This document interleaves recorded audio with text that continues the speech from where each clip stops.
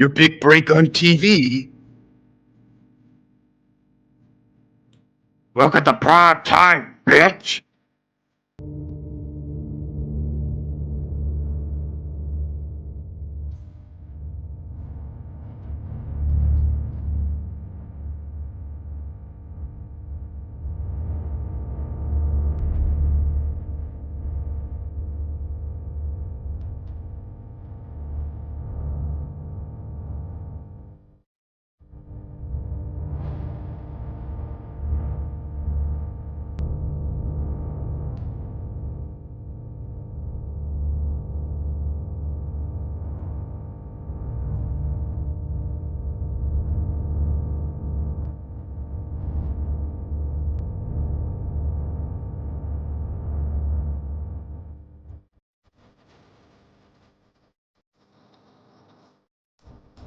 It's showtime!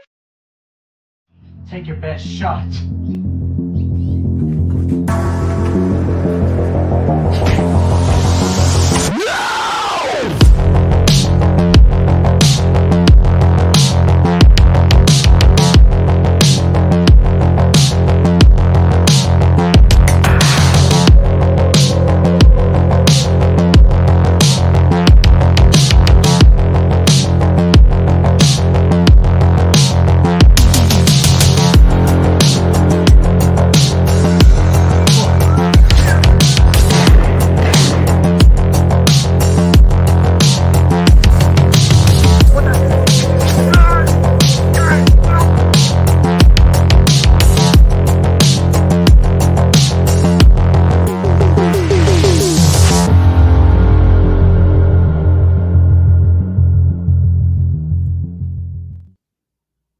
What is going on, guys and gals? Welcome to Good Real Hunting. It's your boy Brad. The Brett Man's right over there. We got Davey with us tonight. Davey the Deathray. We had him here a few weeks ago for a real talk. So you guys didn't see that episode. This may be your first time seeing him here on the channel live. Excited to have you tonight, man. We'll be watching Nightmare on Elm Street 3 tonight as a part of our Nightmare on Elm Street watch party series. 3 weeks in already, and just excited to get rolling tonight with an awesome guest. And we got another guest, Braden, coming in here in just a little bit. Yeah, just a little bit.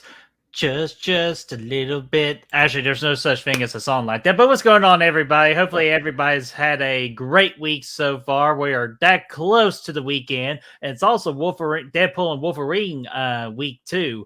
So yeah, if y'all have for some reason seen it, please do not spoil it. And if you've not seen it, I've heard some things. Please do not spoil it because I'm gonna have to put the boots to you. But Davey Deathray, you have been on Real Talk on the pre-recording side of things, but now you are here officially live on Good Real Hunting. How have you been, my friend?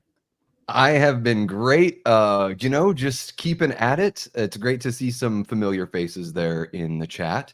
Yeah, really active on my channel and active on a whole bunch of other people's. The community has been really sweet, and I've been able to meet a lot of great guys such as yourselves. So yeah, glad to be back, man. And this movie is like a total breeze to watch. So this is gonna be great. We're stoked to have you back, Davey. Awesome, dude. We got your socials and stuff down in the description as well. If you haven't seen his channel or anything, go find him there. You can check him out. Yeah, absolutely. And like Brad said, Braden will be here hopefully shortly. He does send his regards on him being a little late, but that's okay. But Davey did say just the appreciation of the chat and everybody. So I figure right now would be a good little segue just to go ahead and thank our awesome Patreons, man.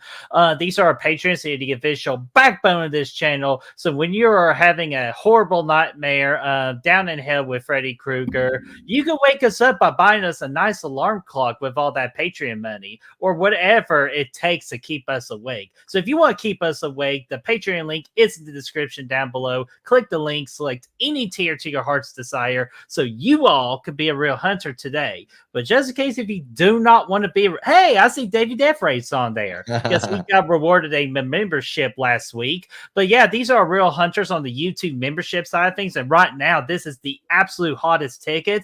I've been seeing some some high-ranking numbers on this particular way to support the channel. It's much, much appreciated because for as low as 99 cents, that's the lowest tier you can join. That's $1 because I'll buy that for $1. But you can earn cool badges, use awesome emojis, much, much more. So you all can be a real hunter today. Yeah, and if you can't do those things, we just appreciate you being here, liking the video, sharing the video, subscribing, all that fun stuff that's on the free side. It's just as much appreciated. Thank you, everybody. Yes, it is. And so those are our patrons and our real hunters. So let's say hello to the people in the chat. Let's see here. I got to scroll all the way up. You all are just talking away. We got Lamantra. What's going on there, Lamantra? How are you doing? We got always the first. Yeah, dude, Lamantra is always the first, man. Great. He's always greatly appreciated. Chad, what's going on? I'm a Friday guy, but I absolutely love Nightmares 1 through 5 and 7. 6 in the remake can fuck off. Well, you can fuck off too for hanging on the remake. So see you, Chad.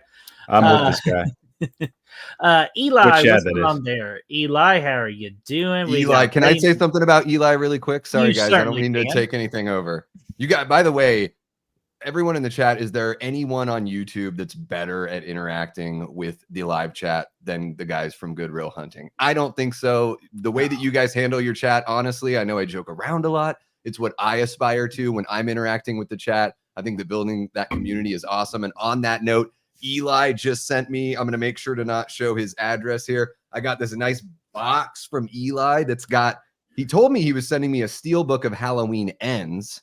Because he had a second one or an What's extra. in the box? I don't know what else is in here, but thank you so much, Eli.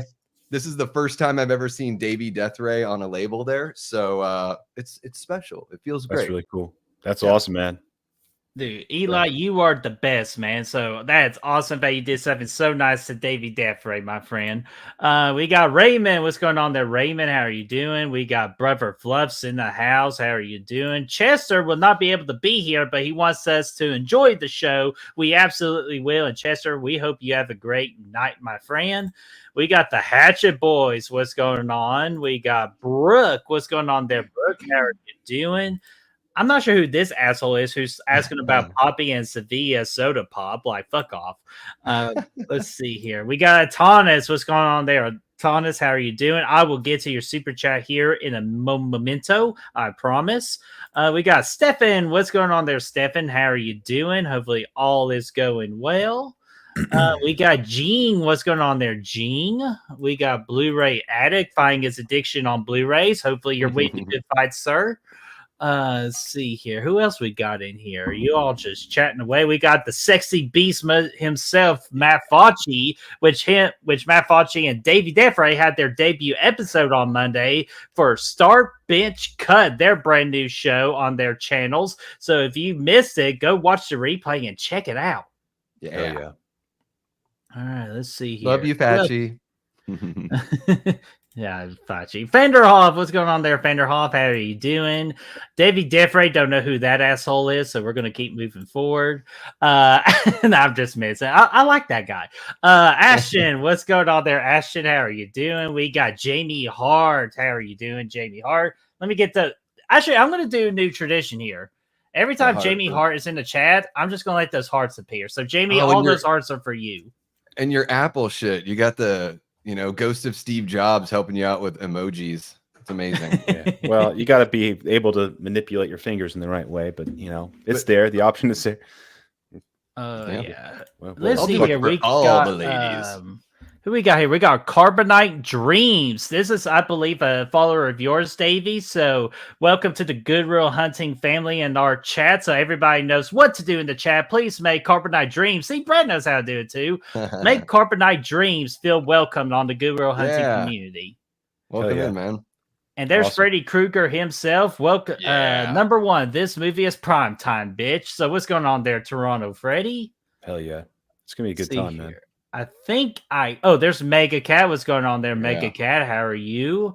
I think I got everybody. I'm just double checking real quick because this one's for Mega Cat. You're the best. All right.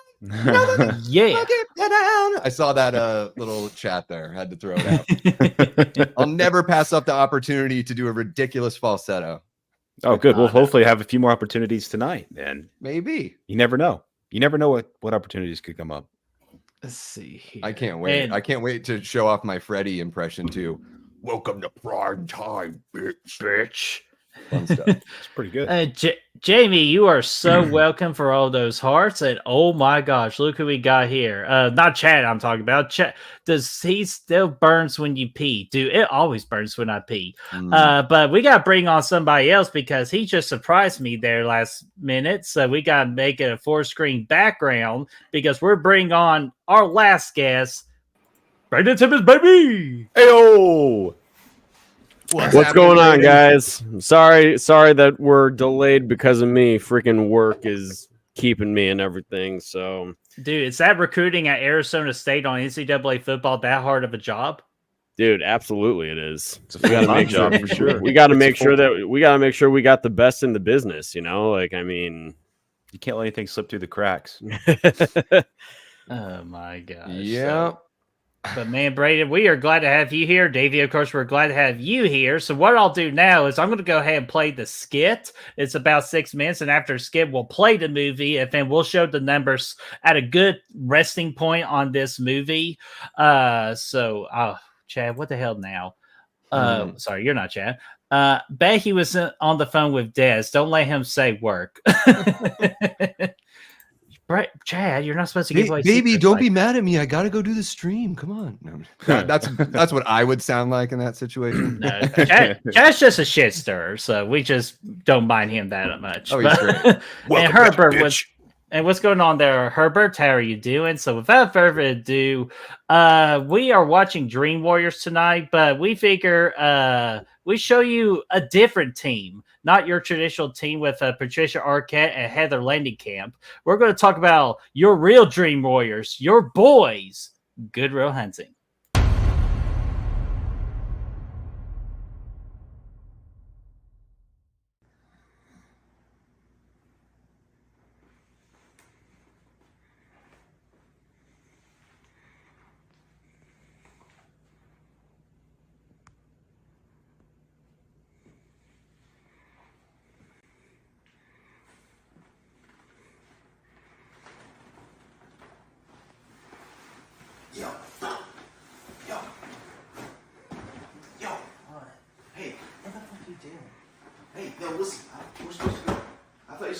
Dream world. Yeah, that's what you said we were going to do. I just passed the fuck out and I wasn't in a dream world. Yeah, because we were tired waiting on your ass, so we fall asleep too. Well, god dang. I thought I could have sworn that. Are we dreaming right now, you think? I don't. Well, hey, from what I've been hearing. You can't be dreaming, this beer is empty. That's a good cause. Only if you had like some kind of power to replenish that beer. I know, man. But dude, hey, since we're just chilling, I actually got a good question. Yeah. If we were actually in this dream world, what would your superpower? What would you like to have? You know, man, I like the shit White Claws. Shit White Claws? That's a good one. What about you, Brad? Something like this. Haru! Whoa! Are you fucking kidding me? I did it! I fucking did it, man! Holy shit, dude. Shit, dude. Look at that, man. The guy can choose to do anything, and he does the world's worst cartwheel. Now, hey, I haven't seen that kind of athleticism since high school, man. Yeah. Well, where'd you get that from? Almost, dude. Decent? Fuck, I mean, yeah. Okay. Yeah, absolutely. Now what can y'all do, though? If I could do anything, I guess I would... You okay? Whoa! Holy fuck! No way! You just did a White Claw at your ass, man. Does it taste like ass? What?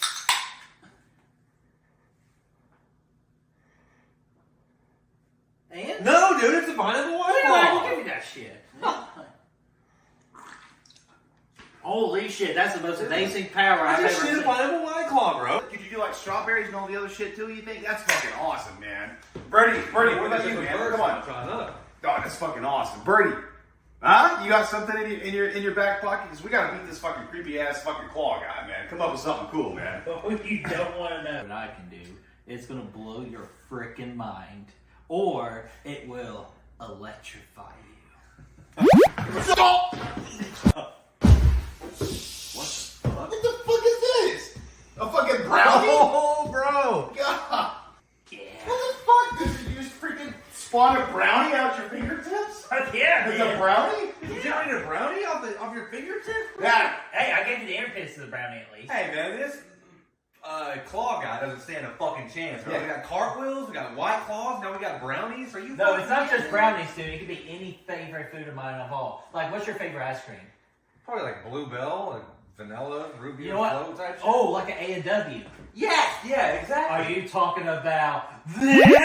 Oh! Fucking kidding me, dude? Shit!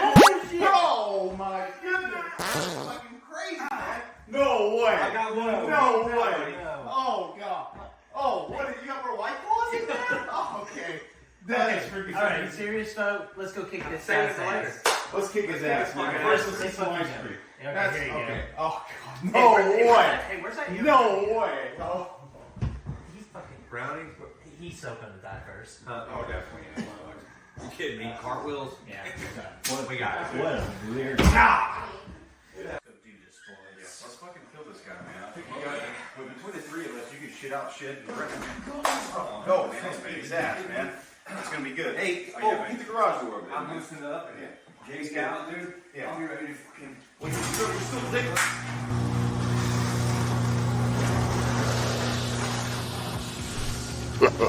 How sweet. Guys, where the fuck you going? Bitch boy and his fresh meat.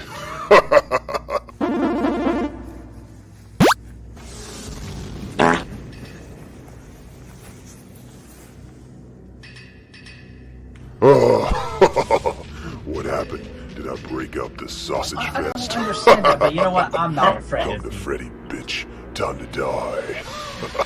Not so fast, Jose. You need some hair. How about I help you? What the hell? Hey, it works anyway. You do have a little fight in you. I like that. Nice hair, Freddy. But how about some ninja chip stars? Take that. It's just you and me, bitch. Come to Freddy. Shit. No. No. What the hell? Well, I guess it really is time for a sausage fest. Open up, Bernie, and taste of my deadly wieners.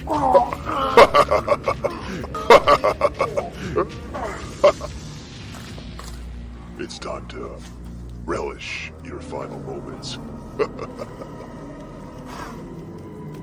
You gotta love finger food. It's finger licking good.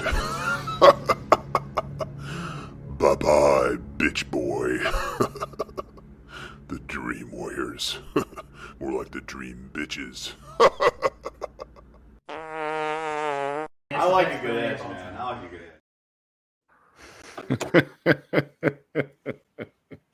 That's the best one. That's the best one so far.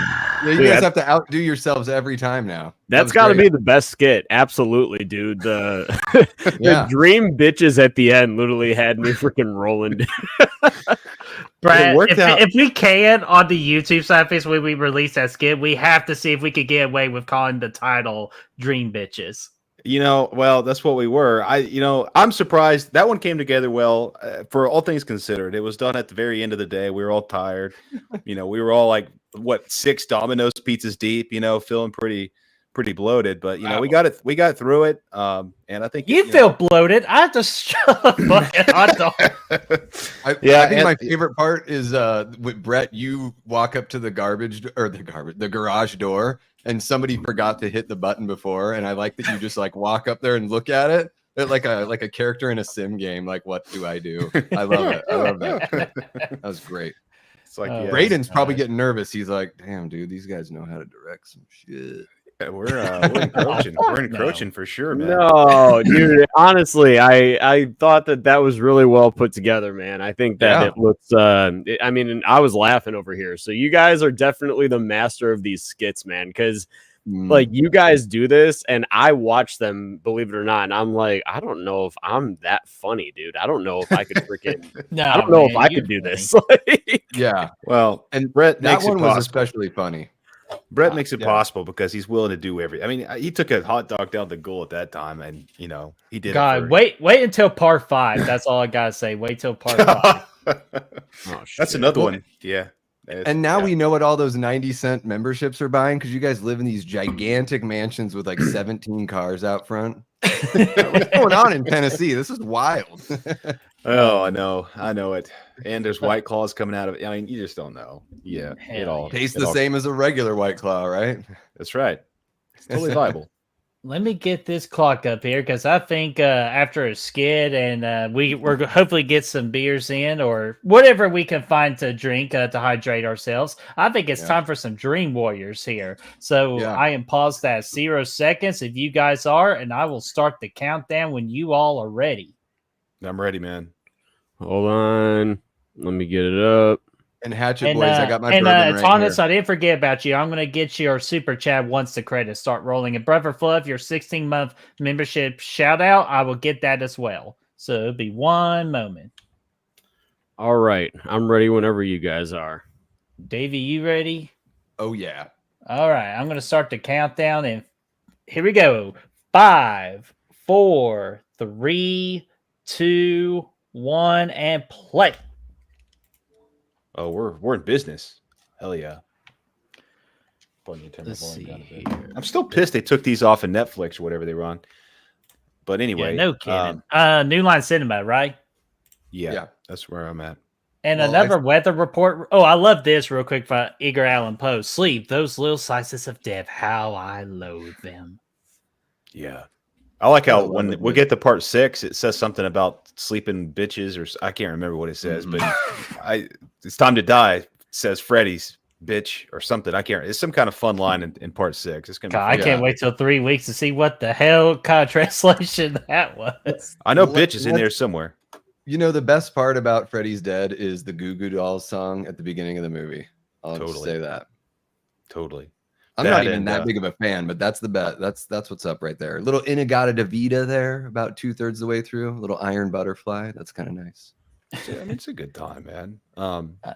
Let me get some of these comments here from the skit. We got good real Olympics for when Brad was showing off his athleticism. I'll be honest with you, man. I thought those were actually good cartwheels when I was doing them, but then when they came out on video, not so much. It's like Creed in The Office when Creed's like, I want to do one good cartwheel for his New Year's resolution.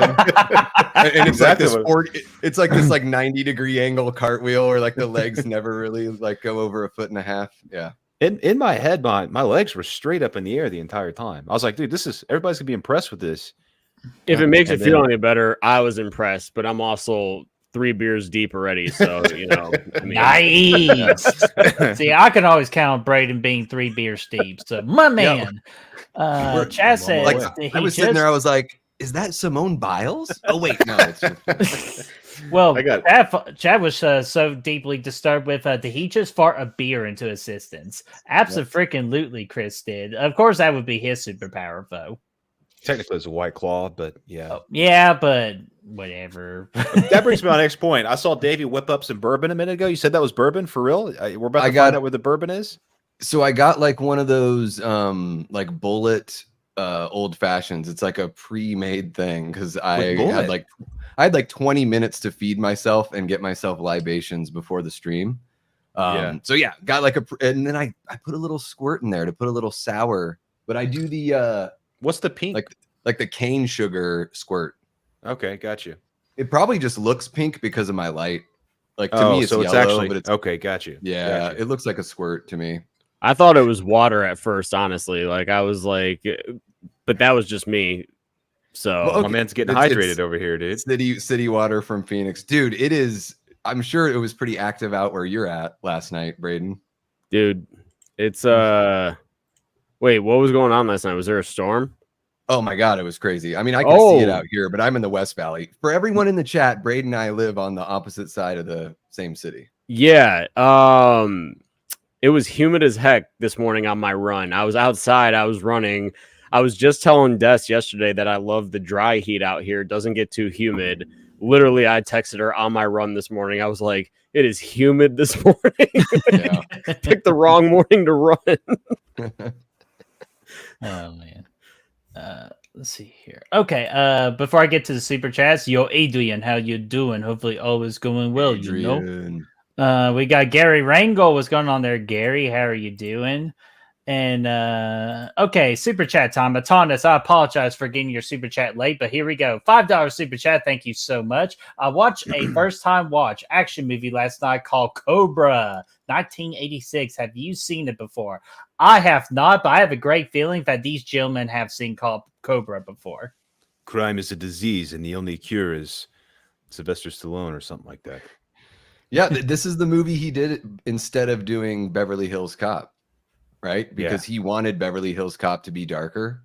Yeah, this is he cuts pizza with scissors. It's great. Cobra's classic. Kind of a little bit of a slasher element. Mm-hmm. Yeah. It is a doozy, man. I like it. I actually haven't seen it in a long time, but I love the movie.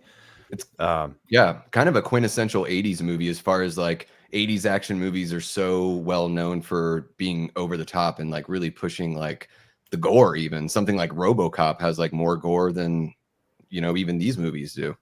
Yeah, for sure, dude. They really did, man. They didn't get as hammered by the MPAA for some reason. They just, RoboCop is still one of the most goriest movies out there. It's brutal. Yeah. Meanwhile, we could only get one fucking sleeping bag slam in part 7 of Jason. Yeah. That's one of the biggest heartbreakers of slasher history is giving John Carl Buechler a Friday the 13th movie and then neutering every single kill. Totally. Like, that's brutal. Braden, have you seen Cobra before? I have not seen Cobra. No, I haven't either. So it's okay. You're not alone, my friend, because I'm just like, what are these assholes talking about? I've seen a lot of old horror movies that I hadn't seen before, and now I'm kind of feeling like eventually I need to sit down and watch some of these older action movies that I just am not in the loop on. Like, because I am a huge fan of Die Hard. I love that movie. So watching movies that are in that same realm, I feel like I'll appreciate a lot too. So yeah, hell yeah. And before I get to the next super chat here, or like the membership shout out, let me go ahead and play a clip. And then Brad, I'll let you play the next clip. But let's see here. Let's do let's do this one. Hey, check this out. I found the ass end. I love it. Always gotta find that ass in. And before, sorry, try to get my notes here. Before we get to the next, to Brother Fluff here, just in case, Braden, who the fuck is this? Dude, I don't know. What's happening, Destiny? Maybe you're supposed to be in on the joke. We're not supposed to know who. Nah, I'm just kidding. Destiny, what's going on? How are you doing? Hopefully, all is going well with you. And thank you for hanging out with us. What does that say about me and our relationship when I'm like, I have no fucking idea, and Davey's like, Braden's the worst. Guys, I'm terrible. I'm absolutely the worst. I'm the 5th of 5 kids, and I've always been the guy that's like trying to sweeten up to the ladies because my older sisters would bring their friends around, and I was just surrounded by it. I can't help but be nice to them. Well, Destiny appreciates it. Say, wow, thanks, Davey. So she appreciates it. And plus I want to seem like I'm cool to the cool people, the people I look up to. It's like, all right, Destiny's great. I think her and Braden are awesome. So, sometimes you gotta. I feel like a piece of shit. Sometimes you have to play politician, right? Yeah, you got a piece of. Oh my gosh, you're the YouTube politician in our community group. Thank God. I'm. Hey, let me get this. There's a super chat here from. I was gonna get Aaron Click's hello in real quick. Well, sorry, Aaron Click, I won't forget you. It's been there for a minute, so I want to make sure we get it. He said, "Have fun, boys. Deadpool and Wolverine need me." He's going to see Deadpool Wolverine tonight, as are a lot of people excited for it. Let me get you a clip real quick, and then Birdie, I want to hear about how excited you are to see the movie Deadpool and Wolverine as well. So let me get this guy right here, man.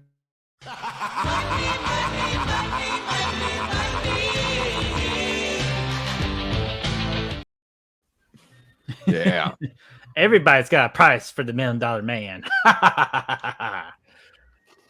So I'm considering going to watch Deadpool and Wolverine tonight. Like, I'm like, you absolutely should. I'm going tomorrow, but you should. Well, so Kate went out to the Kenny Chesney concert. It was canceled last night because of the storm we talked about. They rescheduled it for today, and she was like staying at a friend's house. So I'm totally Bachelor Davey last night and tonight, and I'm like, oh, maybe I should go watch a movie by myself. I haven't done that in feels like decades. Great, yeah, feeling, dude. It's the best way to go. It's really the best way to go. You know, nobody's stealing your popcorn. You can put as many jalapenos in there as you want. You know, it's nice. You put the jalapenos in the popcorn. 100%. That might be the first juices. time I've heard that. Yeah, try it. Nice. I like that. If you like I like jalapenos, if you don't like jalapenos, then I wouldn't on a recommend it, stick. But I think you and I could snack together, Brad, because we'd make sure that all the brownies have edges, and we put the jalapenos in the popcorn. 100%. We'd cut the edges off. We'd leave those for us. We'd have some jalapenos in the popcorn. We'd put on we would put on damn Jason Lives. We might put on a little. We wouldn't put on the remake, the Nightmare remake. That's for sure. No, not that. Yeah, but with Jason Lives, we could get behind little Halloween Ends. Maybe, be a good time. I love Halloween Ends. Yeah, I think Halloween. Maybe y'all should get a separate stream and me and Braden take over the show. No, well, no, and like I'm also like we could talk about the movie too. Like how Lawrence Fishburne here, he looks so thin as a young man. He does, man. That's Morpheus before he was Morpheus, man. Mm-hmm. And it's wild because it's like I would never say he's like fat. It's just that like I think, you know, as guys get older, they just fill out, you know. He's a big guy. Yeah. Really Buddy good boy. too. If you want to go back and get what was it, Aaron Click the first time? I was going to get everybody here, the rest of everybody here. We gotta get Bruford Fluff too, but I also want to say hello to Denise. What's going on there, Denise? She celebrated a birthday this week, so everybody just a double check. Wish Denise a happy birthday. Denise, happy birthday to everybody here on Good Real Hunting. Hell yeah, dude! Happy birthday! Happy birthday! Oh wait, hold on! I gotta do happy birthday! Yep. Happy birthday! There you go. Brandon forgot the words. I don't even know the words, but I always sing "We wish it were our birthday, so we'd be happy too." Is that I don't know. Well, I did have a clown to sing happy birthday, but Brad got rid of it. So that thing was scary, Birdie. I think we should do like maybe there was one that came up recently that I thought would be a good idea. Willy's Wonderland. Wait, Brad, what about Willy's Wonderland? Brad, no, that's just that's another day. That's another day. Brad, for some reason, hates that fucking movie. Oh, we got Brother Fluff's throwing us some sass now. Some sass. First off, Heather, what's going on there, Heather? How are you doing? I don't want to miss you. And Aaron Clicks also wanted to stop by real quickly. Say Dream Warriors rules.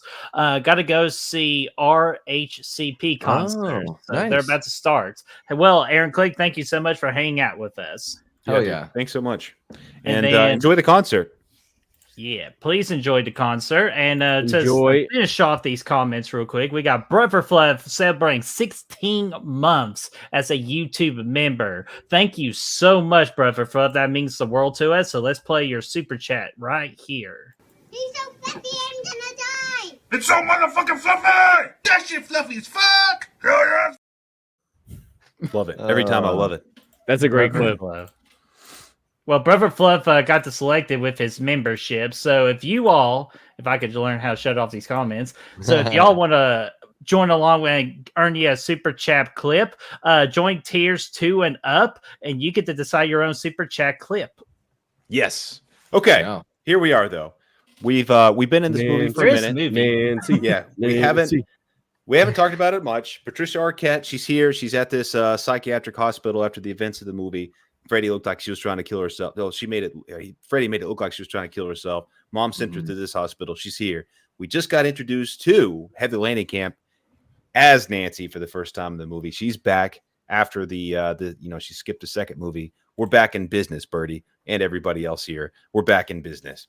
Back in business. And can I just also applaud the opening sequence of this movie? That first chase with Freddy in the dream I'm a big fan of blue lighting. I think Halloween did that for me initially, but I just do think that the way that it looks, and when Freddy's like running at her as she's in like that guck with that little child in her hand, I love it, because I do think that this is the movie where Freddy starts to get more thorough, you know, because like he's kind of like in Nightmare 1 and 2, he's kind of more stiff, and I do think it's because like, you know, he's getting more into that character, and I love him in both of them, but I do think here we start seeing him really kind of bring out the personality more so of Freddy than we even do in the first two. He does in 2 for sure, but this one I think he really does. No, absolutely he does. And another thing, just I credit also the opening credit sequence as well. I just thought everything about it was great. It just sets the right tempo of this movie, and also it doesn't afraid to really go into a dark place at the beginning too. Probably the darkest at this point in the entire franchise, like with the seeing all those people. So it's just like they really create just this disturbing atmosphere. So I'm right there with you. The opening of this movie was really well done. It introduced us to the sensational kind of dream sequences we get from this point on, 3, 4, 5, 6, all the rest of the way through.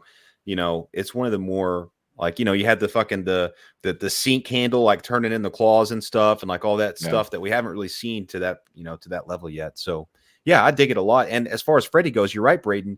He's evolving. It's kind of like, you know, it takes a couple seasons for in a TV series for characters to really get their legs, and that's kind of the same thing with Freddy. A couple movies now, he's really feeling comfortable with himself. He's here to rock and roll now. But I mean, that's a great question. Do you want the red pill or do you want the blue pill?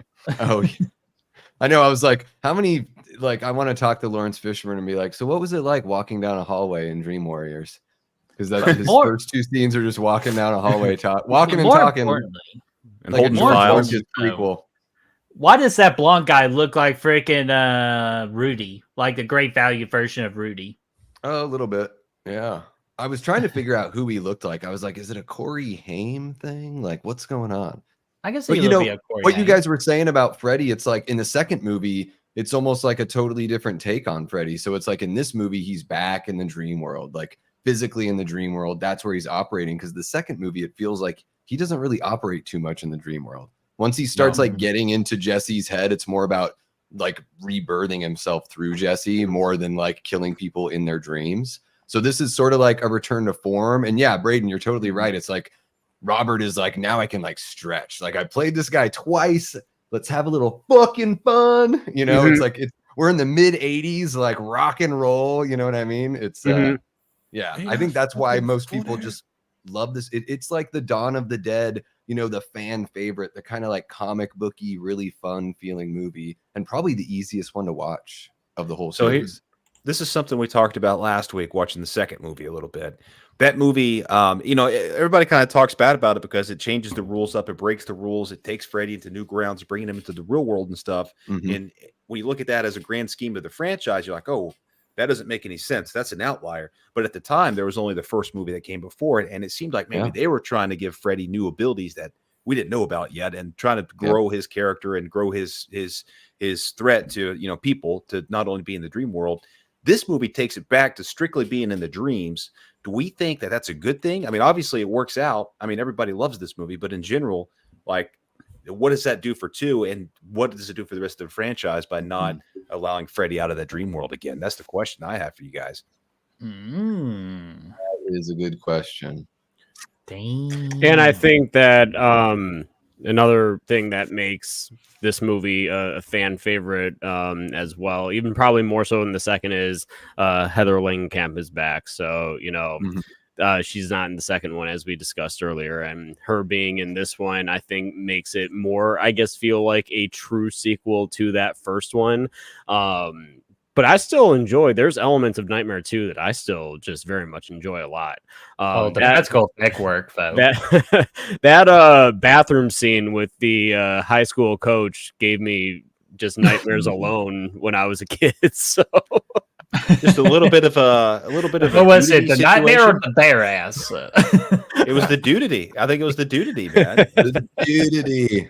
Yeah, I don't know. Like, I think it's good that they tried something different in the second film. I always say that it's like the last thing I want is a rehash as a sequel. I want to see something new attempted. Otherwise, like, what's the point? But I do think it, like, ultimately it was okay for them to kind of take it back and be like, maybe Freddy's abilities do sort of, there's like a rubber band sort of, sometimes he can do all of these things. It's about like, what does he choose? So maybe if you only look at the first few films, you're like, all right, Freddy found it easier to get to people in their dreams, and he has to finish off the original Elm Street kids. But yeah, it's interesting. I think the biggest crux of the whole series, the thing that like is really difficult for me to like, out of the big three, I think it's easily number 3, like easily. And I think it's every movie is like, oh, so like this person's going to bring Freddy back with a thought, and then the baby's going to bring Freddy back with a thought, and like just, or, even just a dream, like a baby dreaming in the womb. And it's just like, oh, every movie's about like, there's another thing that can bring Freddy back. And I just felt like that was ultimately like less interesting than having Jason crawl out of a grave. Like somehow that's more interesting to me, or having Roy dress up as Jason is more interesting to me. Oh shit, we're about to get Jiggity Saw on screen. That shot is awesome right there, because you don't know the blood's on the wheels. I love that shit. You see the shadow, and then the trike comes in. The melting here, the practical effects are, I mean, this is beautiful. Like, dude, the effects in this movie is like, even the claws coming out of the sink in the beginning, I was like watching that, I'm like, dude, this is aged incredibly well. And honestly, this really does show this is why you should use practical effects, because CGI will ultimately just kill it. So this already looks better than the remake. I mean, puppetry is pretty legit. You hire good people to do puppet work, like I think that's what all that is, with the claws coming out through the pipes and everything. Same thing as like, the Sam Raimi attempt, like or like the approach that he has, like Dr. Octopus and Spider-Man 2, they use like 8 people or whatever on, each one of those tentacles was operated by like 2 or 3 people. And it's like in camera is always going to be better. And then you can always touch up in CGI in post, right? Exactly. Let me get a couple more comments here real quick. First off, I want to say hi to My Killer Podcast. Mel, what's going on there, Mel? What's happening, Mel? And we got Daniel. I think you're new here. Just hello, in case, Daniel. If everyone can say hello to Daniel and welcome him or her to Good Real Hunting, that would be awesome. Here's what I'll say, Daniel. I'll say this.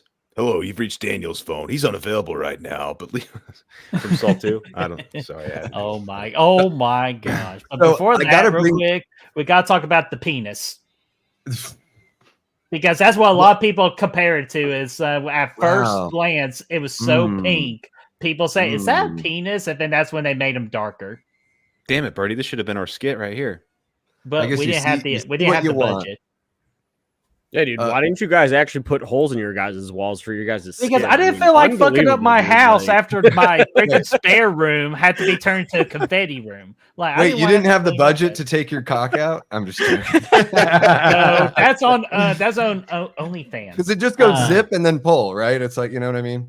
Look up Caroline Pierce, watch a video, and then I'm just But see, this is cool right here for a superpower. Let's just drag to people's dreams that, hey, guess what, Nancy? My bullshit is your bullshit. Yeah.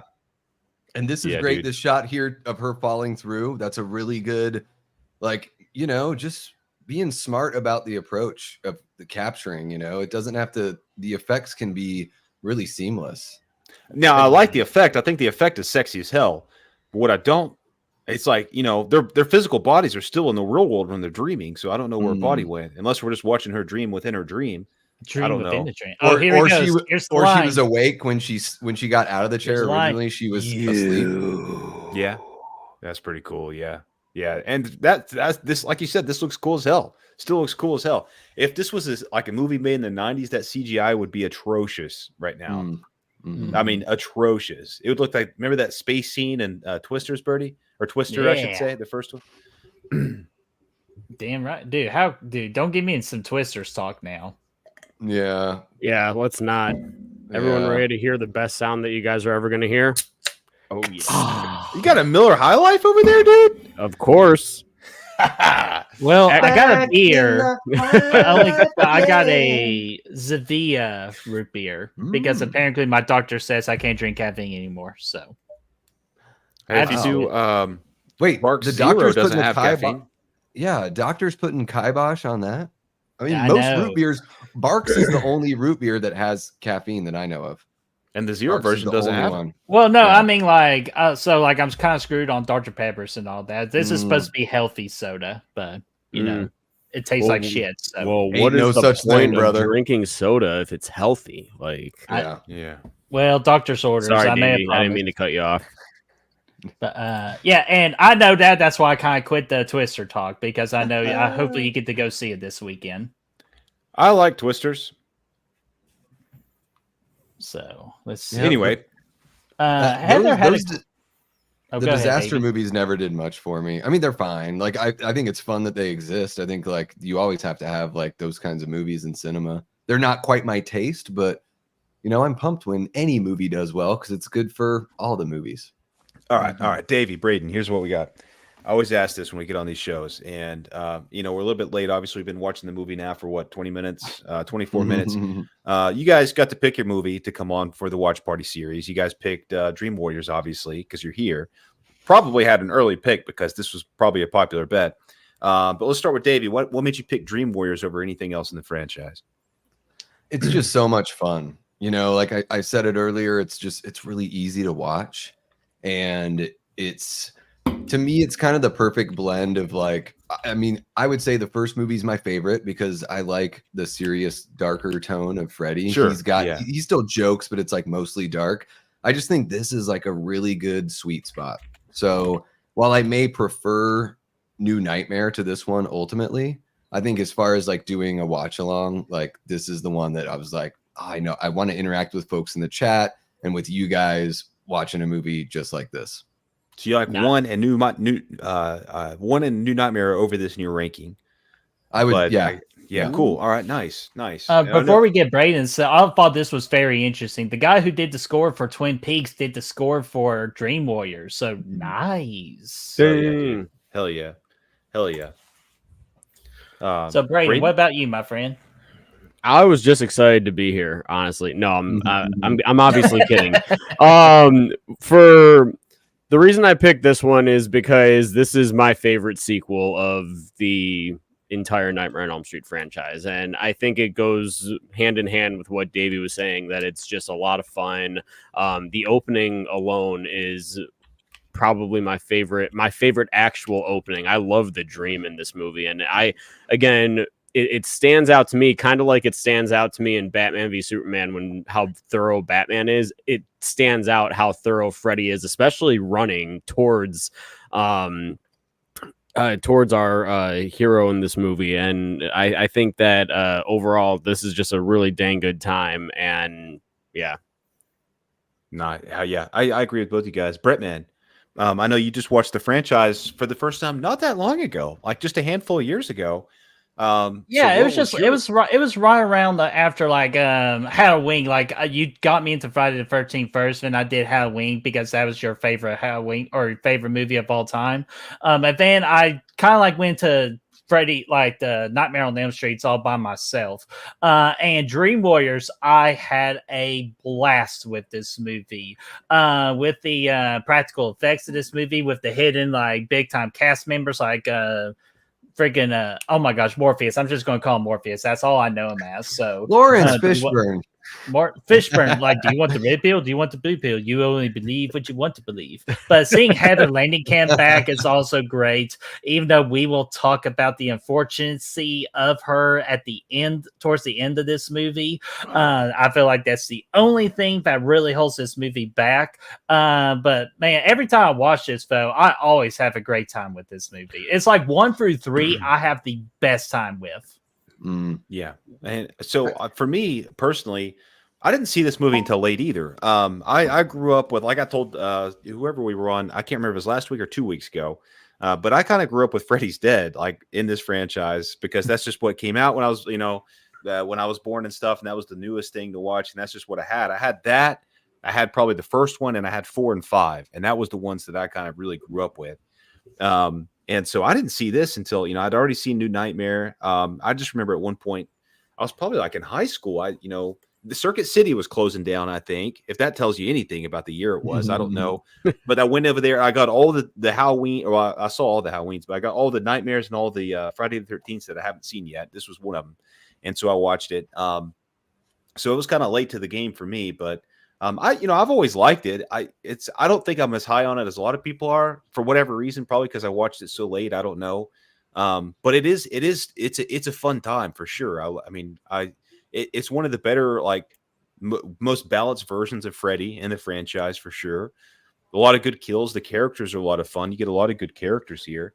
The Dream Warriors themselves, I dig the hell out of that. So there's a lot to like about it. But in my ranking of the franchise, which we'll get to later, it wouldn't be 1 or probably 2. I don't think it would be up there. Interesting. Yeah. So I can't wait to record that video with you. Admittedly, this franchise is pretty goofy, right? Yeah. When you compare it, when you say it's the big 3, it's almost like Nightmare is kind of default, and maybe I ruffle some feathers with that. But I think I think Scream, I think Ghostface and Scream are, I would take that over A Nightmare on Elm Street. But I do think the one thing about this franchise that stands out to me that's really cool is it really is all about empowering people that are in a vulnerable, weak position. And I think that's a pretty cool element that goes throughout. Maybe not so much in the first film, but certainly in the second. And here it becomes the staple moving forward is the idea that you can have superpowers in your dream. So the guy that can't walk and the guy that can't talk can do those things in the dream and more. So it does that in a way that the other movies sort of imply that that's possible because there's final girls and all that stuff. But this movie makes it explicit. And this is one of the most difficult things to watch on screen and not, cringe over. Oh, this thing is absolutely terrific in the terms of practical effects and for the claymation they used in this. Claymation done right, I say. I love claymation, man. I'm not going to lie. Did you see those slits in his arms and his legs where the veins were just pulled out? That's just fucking gross. It's brutal. It's brutal. So good. And I love this because this is one of the first featured clips in Freddy versus Jason when when Freddy's given his monologue and his spiel about everything. I think that this entire kill is absolutely great. Mm-hmm. Yeah. I mean, the effects are unreal. It hurts so bad. I don't like it. I don't like it. I don't like seeing this. The only 2 Chuck Russell films that I know of off the top of my head are this and the 88 remake of The Blob. And it's man, this guy knew how to put together a team because, the effects in both movies are amazing. And now he's, so now his physical, now he just went through that door though. How did that work in the real world? How do you think that worked in the real world? I don't. Well, this is just so confusing. And why aren't the tendons showing in the real world? If is he really cut? Is he not cut? I guess I don't know. Yeah, maybe I don't know. Because usually, because dude, this whole franchise is so weird with the rules, man. Because usually, anytime a cut's made, we saw it with Tina's death in first. It happens in the real world, and now we're sitting here. His arms are fine. He's going to die via the jump, but yeah. And this kid, I don't know if you guys noticed this. This kid has a tear tattoo in the first shot and never for the rest of the movie. Let me know in the chat because I just rewatched this the other night and I was did he kill the guy? I looked over to Kate and I was like, did you ever notice that tear tattoo? And she's like, no. And I was like, what the hell? And then now I'm seeing it's not there anymore. But it was on his running around right now? The kid that can't talk. The kid that can't talk. Gotcha. Yeah, he had one right here on his cheek in the opening shot. When Fishburne is talking to Bill Maher. This is a great shot. I thought you were about to say Fish Boy, dude. Fish Boy. Guys, I love it so much. I love that too. That's a good one. I would say a top 5 kill in the franchise. I feel like that used to be on the promotional material, maybe for Freddy's dad. I don't know. In the great VHS. Kill. Yeah, it's good, right? Yeah. Something about the bell tower thing, Hey, Brad, before you get to that question, do you mind if I finish the chat real quick? I have some things started. Oh yeah, go ahead, man. Just let me know. I just want to finish things real quick so we can continue the conversations. Herbert says, "Great year in horror: 1987, The Lost Boys, Nightmare on Elm Street 3, Hellraiser, and Creepshow 2. Banger after banger after banger." And maybe was Evil Dead 2 87 or was it 88? I believe that was 87. Yeah, it's 87 as well. So good man. See, you're the Evil Dead guy. So hell yeah. Cody Snyder, what's going on, my friend? What's up, you 60 sons of bastards? Let's see here. Ben Green, I just want to say hi to you. What's going on? Nightmare has the best kills in horror. Very inventive. Yeah, that is a great word for it. That inventive was a great word for it. Mm-hmm. Some of them though are just versions of stabbing people. We get three of those in this movie. 3 kills are just versions of stabbing. There's the syringes, there's stabbing the kid, the wizard kid, and then stabbing Nancy. Let me ask you this: what's better, the syringes or the hot dogs? Hot dogs. I wish it was a syringe after watching that. Why? You know you like the hot dogs. We cooked them to your preferred temperature, Birdie. Well, I'll tell you off screen. And then she's got, when she has those little like spaghetti-o like gaping, tracks in her arms. Oh, it's awful. Oh, it's awful. It's awful. Yeah, we'll get to that here shortly, but I want to again finish these out real quick. Toronto Freddy, peace out. Yeah, we will not fall asleep, my friend, but we appreciate you being here. Gene says, how many of these movies are y'all going to watch? We're watching every single thing that is a Nightmare on Elm Street besides Freddy versus Jason, because we did that with the Friday the 13th watch party. Right, we did. Yep, we sure did. So, and then lastly, the last thing, and I promise we were going to get back to conversations here. Heather asked a great question. What dream power would everyone pick if we were in this movie? So jokes aside for me on Brad's end, what would your all's power be? Braden, let's start with you first. Before just real quick, Brett, you said jokes aside, but I think that your power in the video was actually what you would probably pick, though. Banana pudding, just spawn it right in front of you. Honestly, yeah. So okay, so Brad joking aside and me being serious. Braden, what about you? Dude, I mean, listen, I want every fighting skill known to mankind. I feel like that's like basically what my dreams are in general. Is so like you want to go to the Matrix, dude. Basically, I mean, genuinely, I want to go in there and I want to be able to do moves that I don't even know exist in the current world. Basically, so like I want to like wake up and be like, dude, I did that in my sleep. So that's basically what I want. In my ultimate dream world, I would make sure that I have an arsenal of just these epic fight moves that not even Freddy would be able to stop, basically. Like it would shock him. So that's what I would do. And I mean, Brett, ultimately yours would shock him too. From the skit, yours would be like, yours would throw him off for a loop. He'd be like, what the hell is that? So, yeah. Oh, we got somebody got kicked out. Who got kicked out? I need to know. Oh no, it's just a little timeout because we don't like the chat to be spammed. So just a little timeout. Goodbye, Daniel. That's good. We've reached Daniel's phone and he's not available right now.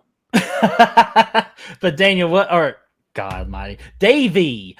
No, let's bring him back in and let's see what he would pick.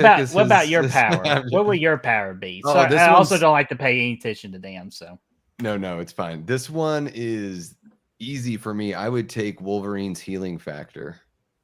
I don't even need the claws, and I definitely don't want the adamantium skeleton, because if you guys have read X-Men 25 and then its follow-up Wolverine 75 from the early 90s, you don't want Wolverine's adamantium skeleton. I'll take all the broken bones as long as I can heal, because then you could like laugh in Freddy's face because you got like the same powers he has pretty much. So then you really can have a battle of wits.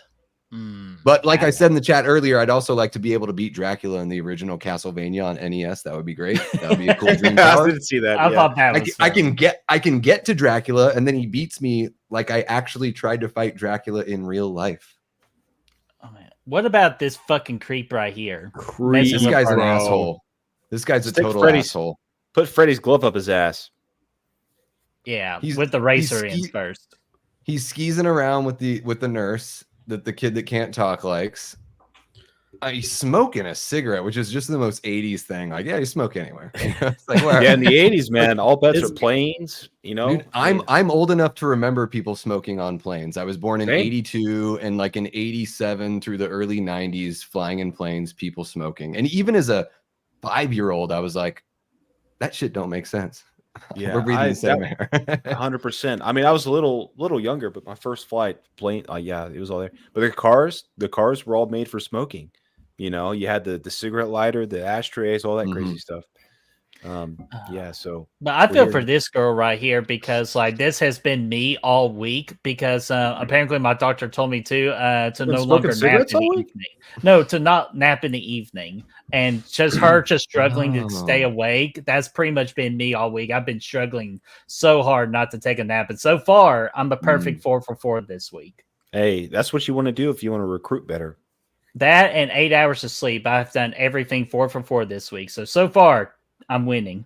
Hey, congrats, dude. That's awesome, man. For Even though tomorrow's my cheat day, all the sugar and snacks I want, just because it's Deadpool Wolverine. I'm not going to let that stop me from giving me a big-ass Mr. Pibb and a popcorn. Get some popcorn, baby. You're going to need it. It's a popcorn bucket, and dude, very inappropriate. No, I'm just kidding. I'm not that kind of person. So. You should bring the doctor to the movie and be like, I'm doing this in spite of you. In front of your face.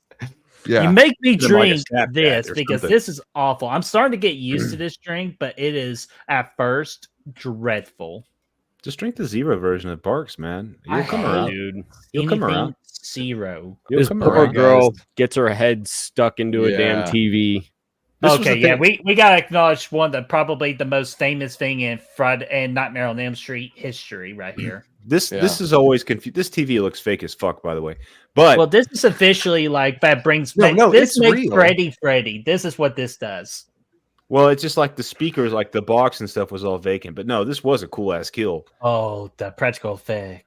Yeah, that's awesome. Breaking TV. Welcome to prime time, bitch. Like this, like if you were around, what was this 87 or something? I never did. Oh shit, we still got to do one of the best lines right there too. The welcome to prime time, bitch. Boom. Like, look, you're hanging out in 1987. You see Nightmare 1 and 2. Like, and those kills in those movies they're serviceable. They're good. They're solid. Especially like the rotating room and Glenn getting sucked into the suck zone before the suck zone was the thing. But now you're sitting here like the dude was fucking like, you know, doing the puppet thing and now the TV thing. Like this is a whole new level of slasher kills, man.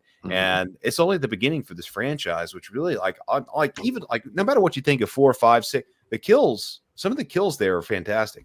And this movie starts. I think 4 is really good. So when I did my ranking like in May, I rewatched them all and I was like, man, 4 is climbing up. And actually 2 fell down. Because I thought in 2, I'm like, man, there's a whole bunch of like revisionist history, I think, about that movie a little bit. And then also, you know, it's like Jesse is just kind of saying the same thing throughout the movie, like over, like every scene is like the same thing with that guy.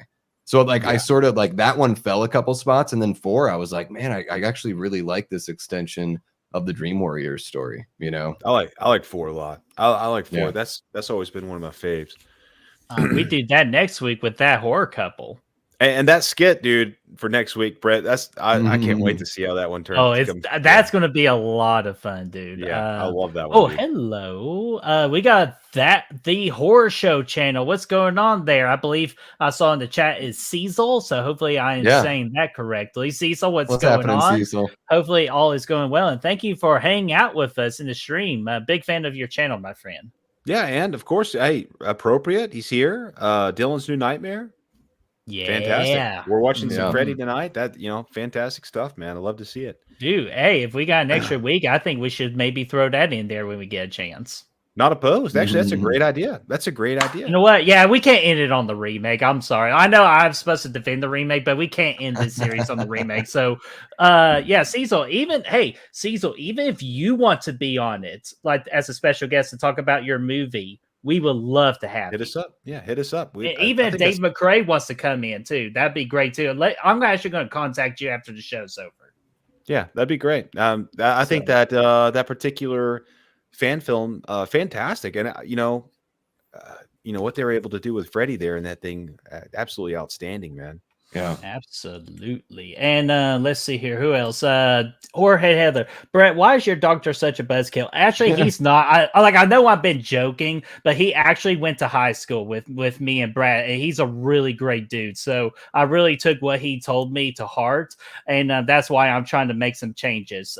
Plus, I got a trip coming up in October. I kind of want to not embarrass myself. So, yeah, so that I know I'm giving him a hard time, but he is such a prince of a gentleman, and he's awesome.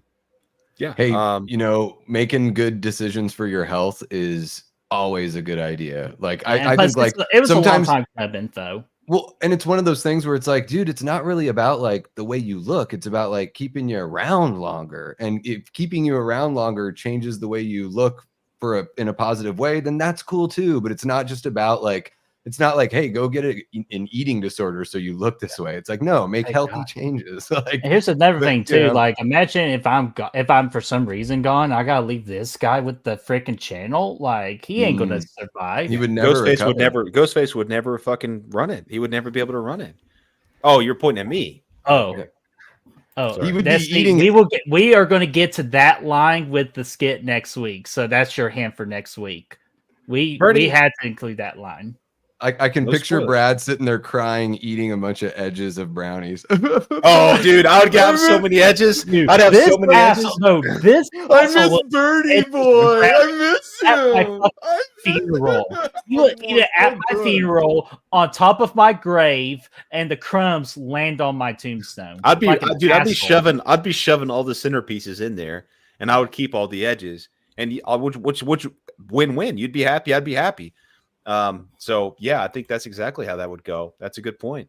And then a dog pisses on the grave, and Brett comes back to life. Back, bitches.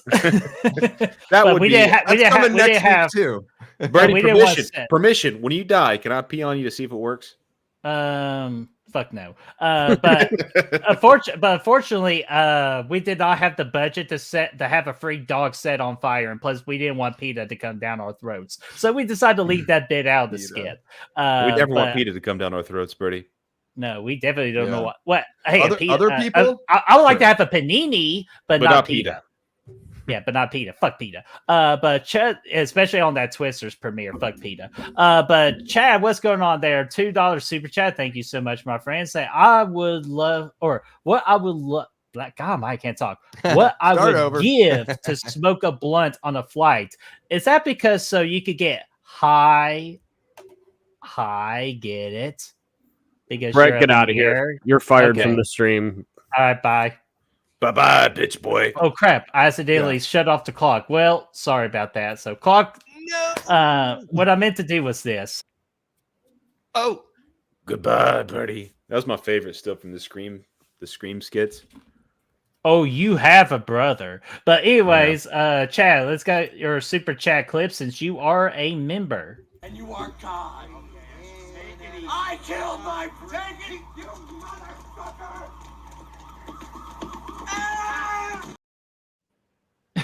So thank you so much, Chad, for the $2 super chat. And another thing to create a conversation here, Blu-ray asked a great question. Who's your guys' favorite character in this movie? His is Kincaid, and Kincaid is a great choice with me. But of course, I'm always going to have to go with freaking Nancy Thompson.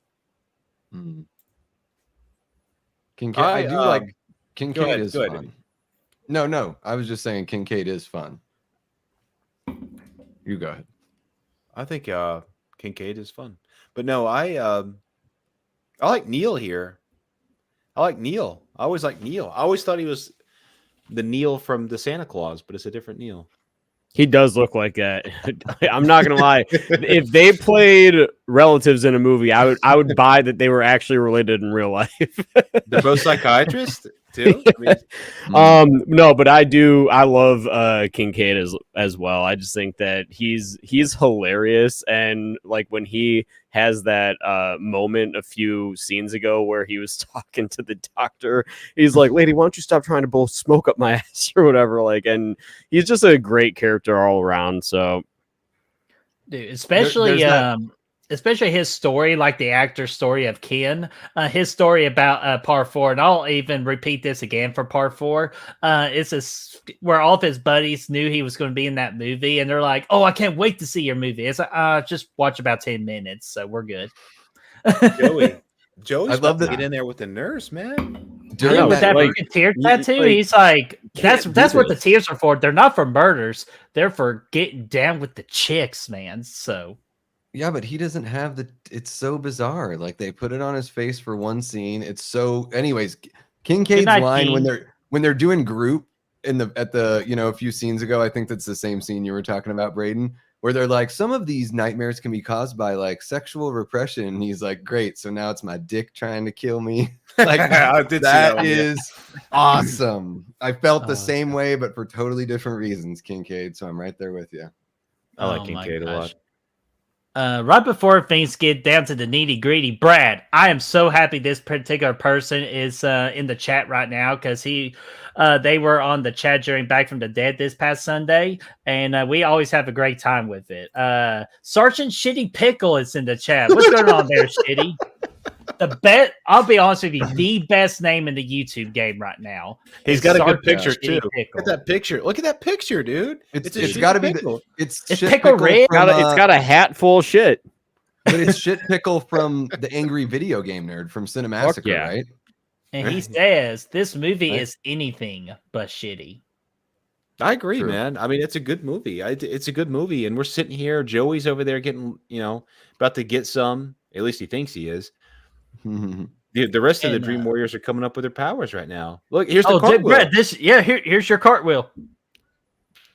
Well, that wasn't a cartwheel. But, hey, close. But Terrence Daniels, we did a Saw Watch Party series. We do have that playlist on the Good Real Hunting channel. So if you want to watch them all, go for it. Dude, hey, that was a fun time, too. We had a lot of fun with the Saws. Damn right we did. God, look how strong freaking Kincaid is right there, man. Mm-hmm. I think maybe Taryn's I love my her. favorite. Maybe Taryn's my favorite. Oh, yeah, she is hot. I always had it, it's so funny. Like I ended up marrying a blonde, but all through my upbringing and my growing up, I always had a thing for, brunettes, And Taryn, the Mohawk? Do you like the Mohawk? Well, I do like the Mohawk too. I do like the punk rock look. I like a little bit of like, some personality there. A little bit of toughness is kind of nice. Like I've always like, don't give me necessarily a challenge, but like match my ridiculously loud personality kind of thing. Hell yeah. I'm sorry, I didn't understand. Yeah, it's distracting. Yeah. She does have, and I'm not saying this isn't the worst thing ever, but like, they could have found a woman that had natural breasts that were that big. Hey, at least he's good at the tongue tie game. Yeah. As Bert would still say, though, the exquisitry here. She has a really cute butt, and I do like those undies. So I'm with you, dude. Those are like wasn't that just an '80s thing with those particular undies? Well, there's like the high, like they go way up the hip for some reason, like almost over the hip bone, right? I'm pretty sure Kelly in Halloween 4 has like the exact same type of look, like exquisite. So hot, in that. So hot. Even hotter, I would say. Hey, Kelly this is a Meeker's buzzkill hotter. right here. This is a buzzkill right here when she turns into Freddy. Yeah. And then you're hung over hell. Tunnel of hell. That's a cool dream sequence, though, man. He's dreaming about the lady that he likes. Fair enough. He's like, he's having a good time, and then it just turns fucking sinister, just like that. Well, not only that, like Freddy is basically this is the first time we've ever seen like he's basically using them as bait. He's like, now the rest of you are gonna fall asleep, and I'm gonna like kind of hold your friend hostage, sort of. I love that. I love that. That's like he's playing chess, not checkers. He knows that Nancy's there, and he writes the message like on the guy's chest here in a little bit. Just all sorts of like, it is a totally different side. Like we haven't, Freddy's just wanting to get revenge on the parents in the original too, and in this one, it seems like he's now taking it personal against Nancy because she's the only one that's ever defeated him. Yeah. And hello, we got it's me, Mario. Mario, I think you are new here in the chat, so everybody, please make Mario feel welcome by giving him a good old woohoo. There you go. Wahoo! Hey, Welcome, Mario. That was a really good one, Brett. Yeah. I'm better for Chris Pratt. Fuck Chris Pratt. I love fucking making Mario, Jurassic man. World. Oh, that movie was fun. Mario. I thought that movie was fun. That movie could have been total shit. Yeah, no, I thought it was decent. Like as a Mario fan, yeah, fantastic. I thought, I like as it. far as hitting all the nostalgia beats, it was fantastic. Billion dollar in the anime club until Inside Out 2 beat it. Is that right, Braden? That Inside Out 2 beat Mario? It's the biggest animated movie of all time. Yeah, now, so it beat out Mario from last year. So holy shit. Wow. And first off, Inside Out 2 absolutely deserves it for everything I hear about the movie. Inside Out 2 was a lot of fun. I actually had a really good time with that one. But yeah, Super Mario, dude, that was one of those that from last year that I thought was going to be dog shit, and I was pleasantly surprised with it. It And was fun, right? it's only because I'm a fan of the games and everything. So like I was going into it and I was like, let's see how it is. And I actually like when they filmed it, how like you were like playing the video games or like when the screen was just moving with them from that wide angle. Yeah, it was like, dude, if I had a controller in my hand, it's almost like I'd be playing. Yeah. The animation, like the texture on all the models, like the clothes look real. Like I was just blown away by does a phenomenal job with their animation. Like that's a movie. I don't have kids or whatever, and I don't have any incentive to go out and watch movies like Inside Out 2. But something like Mario comes out, and it's like, well, that's like from my era and from this era. So it's like, a great kids movie experience for some 42-year-old loser like me. Brad, this comment's for you. Patricia Arquette, True Romance, one of my 5 favorite movies ever. Has been more, dude. True Romance, fantastic flick. I love the hell out of that movie. I love that movie. Quentin Tarantino wrote it, didn't direct it, but I love it, man. The music, the sound, like all that stuff is great. Patricia Arquette, and I love Christian Slater, man. And I wish he was around more often, but and that movie was great. Sounds like performances in there, like Val Kilmer as Elvis's ghost. Brad Pitt's in there. James Gandolfini. Gary Oldman, the guy that played Bronson Pinochet or whatever, the guy that was Balky Baltakamus in Perfect Strangers, and he was in all the Beverly Hills Cop movies. He's in there. Walken? Christopher Walken, yes. Yeah, imagine if Tarantino got to direct that. Just like it would be I think Tony Scott did it would have been amazing. But it would have been, it would have been a little better, maybe. Who knows? Here's the thing. He did direct it, but it's still, I don't know what that means. Steel is still. It's just a Southern thing. It's a Tennessee thing, right? Or that was very Tennessee. It very much does feel like a Tarantino movie, though. Still, it really does. He's got a way of writing, man. Yeah. He's got. You know what I realized about like BRB real quick. Got BRB. All right. What I realized about Tarantino, like the more I watch him, and the more I go back, like I'm a huge Romero Zombie fan. Like. I'm like, man, Tarantino writes the way that Romero wrote. Like he uses uncomfortable, ugly language. He's not afraid to write characters that are bad people. Yeah. Like we don't see a lot of movies that have like bad people. And I think that's one of the allures of a Quentin Tarantino movie. 100%. Like maybe most of the people are going to be bad. Like maybe all of them. That's one of Stephen King's words of advice is, don't be afraid to be honest with your characters. If a character's a bad person, write that person as a bad person, Bad people exist. So to try to remove them, to sanitize film in a way that like your bad guy isn't even really a bad guy. I'm looking at you, Doctor Strange, in the multiverse of whatever the hell that was. How dare you give Sam Raimi a movie and not let him make it look like a Sam Raimi movie, with the exception of 5 minutes where Doctor Strange looks like a Deadite from Evil Dead 2 at the end. And then to have the bad guy just be like, you know what? Actually, I changed my mind. I don't want to hurt you anymore. I was like, dude, this movie was pointless. It was a pointless viewing experience. It's like, that's why I love the idea of like, let's have some ugly characters. I mean, that's just the way life is, man. Like we can't, like, it's like, aren't movies like in a way, aren't movies supposed to sort of reflect like what you could actually run into?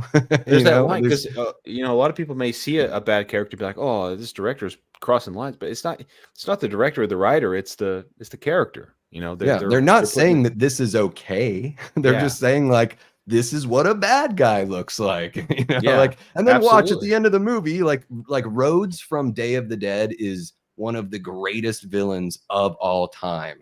And then you got a guy like James Cameron that directs great movies, but his human bad guys are just like the aliens from Aliens. Like, they're just simple. They're the devil. Like the guy in even Billy Zane in Titanic is pretty much like the devil. Oh, like there's God, not one yeah. redeeming characteristic about him. And it's like, you know, I feel like, yeah, there's, you know, maybe we're trying to, like, the world is a tough place regardless. If you try to convince yourself that it's not a tough place, like, you're really gonna, you know, feel like shit and be a victim for your whole entire life. But if you accept that it's tough and you just have to navigate a tough place, and sometimes I think movies can sort of, you know, socialize us a little bit, you know? Yeah, no. Cal deserved the hog two in the face for sure, man. Braden, this was something I've been meaning to ask you all night. Like, are we going to get you to direct a Freddy film? And if so, what kind of kill are you going to do? Oh, God, Freddy. You know, I think Dylan's New Nightmare does a great job at doing that. If I was going to do any sort of like dream sequences, it would be in an original story I have coming up. And I don't mean dream sequences just in terms of like, you know, a character's walking through and they wake up and it was a dream sequence. Dream sequences, in my opinion, unless it has to do with the story, are just the cheapest possible things that a character can go through in a movie. And I'm looking at you, Jaws 4. Like, I mean, like, so I think that Cecil and them kind of got that Freddy on lockdown. But, you know, I definitely do want to see a Nightmare on Elm Street come back, and I wanted to see it come back in a really big way, you know, like, and I mean, like,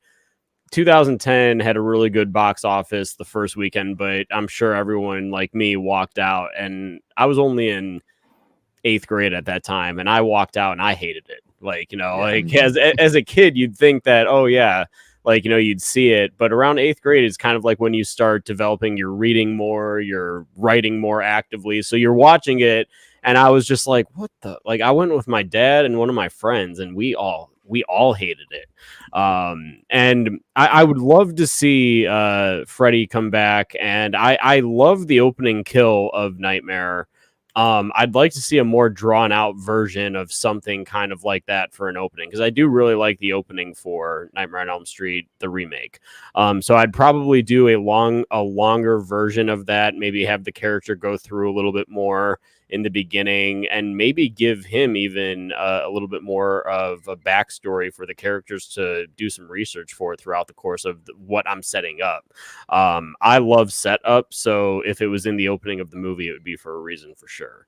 But yeah, I am excited for what's potentially to come. But yeah, I think that the horror show has Freddy on lockdown with 100%. What they did with with what it's going to be hard to come close with what they did with Dave and everything for that. So I'm going to stick with Halloween.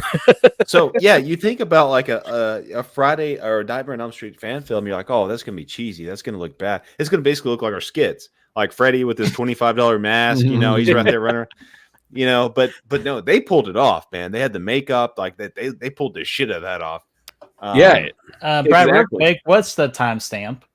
I'm at. Let me get my controller booted up, Birdie. For some reason, every time I have to leave the room, my headphones cut off, and then that means my movie cuts off and pisses me off.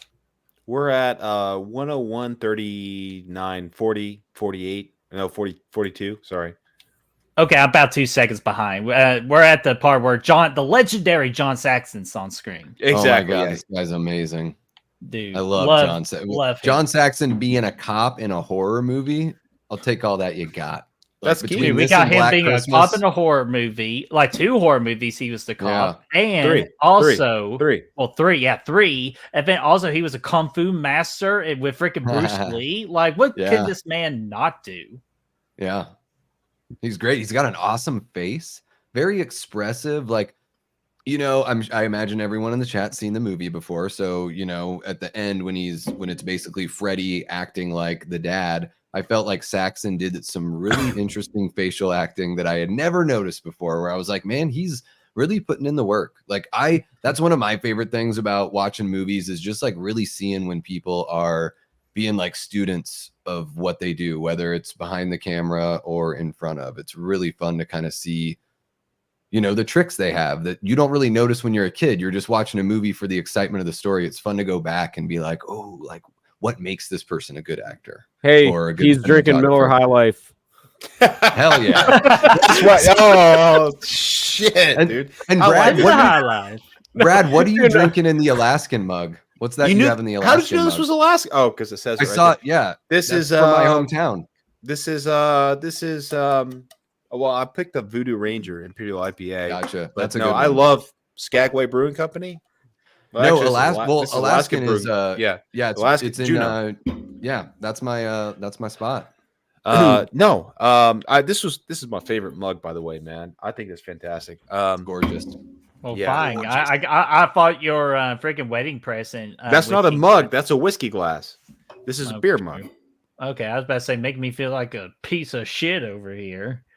I'm just kidding. That's new, right? What do you call it, Davey? Next time I cut you off, I give you full permission when you see me in person to genuinely just deck me in the nose as hard as you possibly can. No. I thought I could do that. Yeah, it just happens. It just happens. There's four of us. We obviously have YouTube channels because we like to talk. It's like, no, but you were like end of sentence, and I like zoomed in just to see that. I'm watching it on my tablet right here, and I zoomed in. I was like, he's drinking Miller High Life as you're talking. So I'm sorry. Hey, dude, that's an important note. Yeah. Brought to you by Miller High Life, everyone. It takes a lot more than that to offend me, for sure. Here's the thing, man.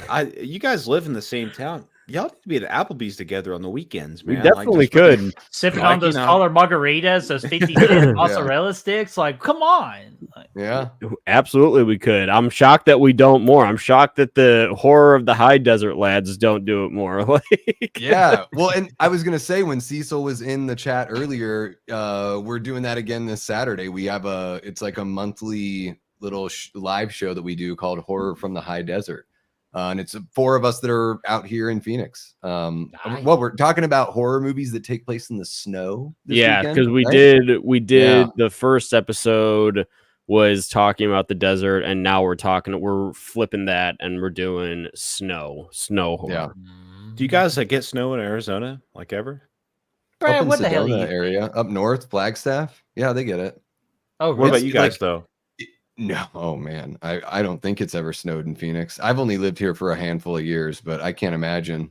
Maybe like I think I've heard of it where it's like in the middle of the night around Christmas time, there will be a little bit, and then by the time the sun comes up, it's probably melted away because it can get like 30-ish at night. But it doesn't. You're in the desert. It doesn't. There's not much like rain, and usually the winter's drier than the summer. Yeah, so there's no precipitation. Yeah, it's possible, and there's mountainous areas all around and all that kind of stuff. But yeah, I mean, if you drive like 3 hours north, it's a totally different like ecosystem. It's really cool. That's the fun thing about Arizona is it's like there's all these different kind of looks peppered like within this little state. Like you could shoot a movie out here and make it look like anywhere USA if you wanted to. Like it's pretty cool. You could. The first clip that we shot for Last Nightmare Part 1 that we released was actually shot out here, and we made it look like suburban Illinois. So yeah, looks phenomenal, my friend. There's older neighborhoods where it looks like those Pasadena areas where they shot the original Nightmare and Halloween, where if you have a home that was built in the 70s or something, like, and to me, some of those older neighborhoods here in Phoenix, there's you have to kind of dig deep to find them, but yeah, they're there. Raymond says, guys, did you guys see that Mika Monroe wants to do a Nightmare movie? I did. I have not seen that movie, but I think she'd be perfect for that movie. I did see her talk. Yeah, I saw that interview. Yeah. That would be a great pick for her. I think she was fantastic. I've only seen her in Long Legs, and I think that's a award-winning performance there. Like, she was absolutely incredible. She sucked me right in. I liked her smoky voice that she put on, the intense breathing, and everything. Like, I don't know. I felt like she was controlling my heartbeat there. Yeah, the ability to sell fear that Mika Monroe does is perfect for that movie. You haven't seen It Follows? No. Whoa, I know. Okay, no. Time out, Braden. You can't say that. You watched it for the first time this year. I did. I watched it the first time. I think it was it this year? It was this year. It was like 2 or 3 months ago. Oh my god!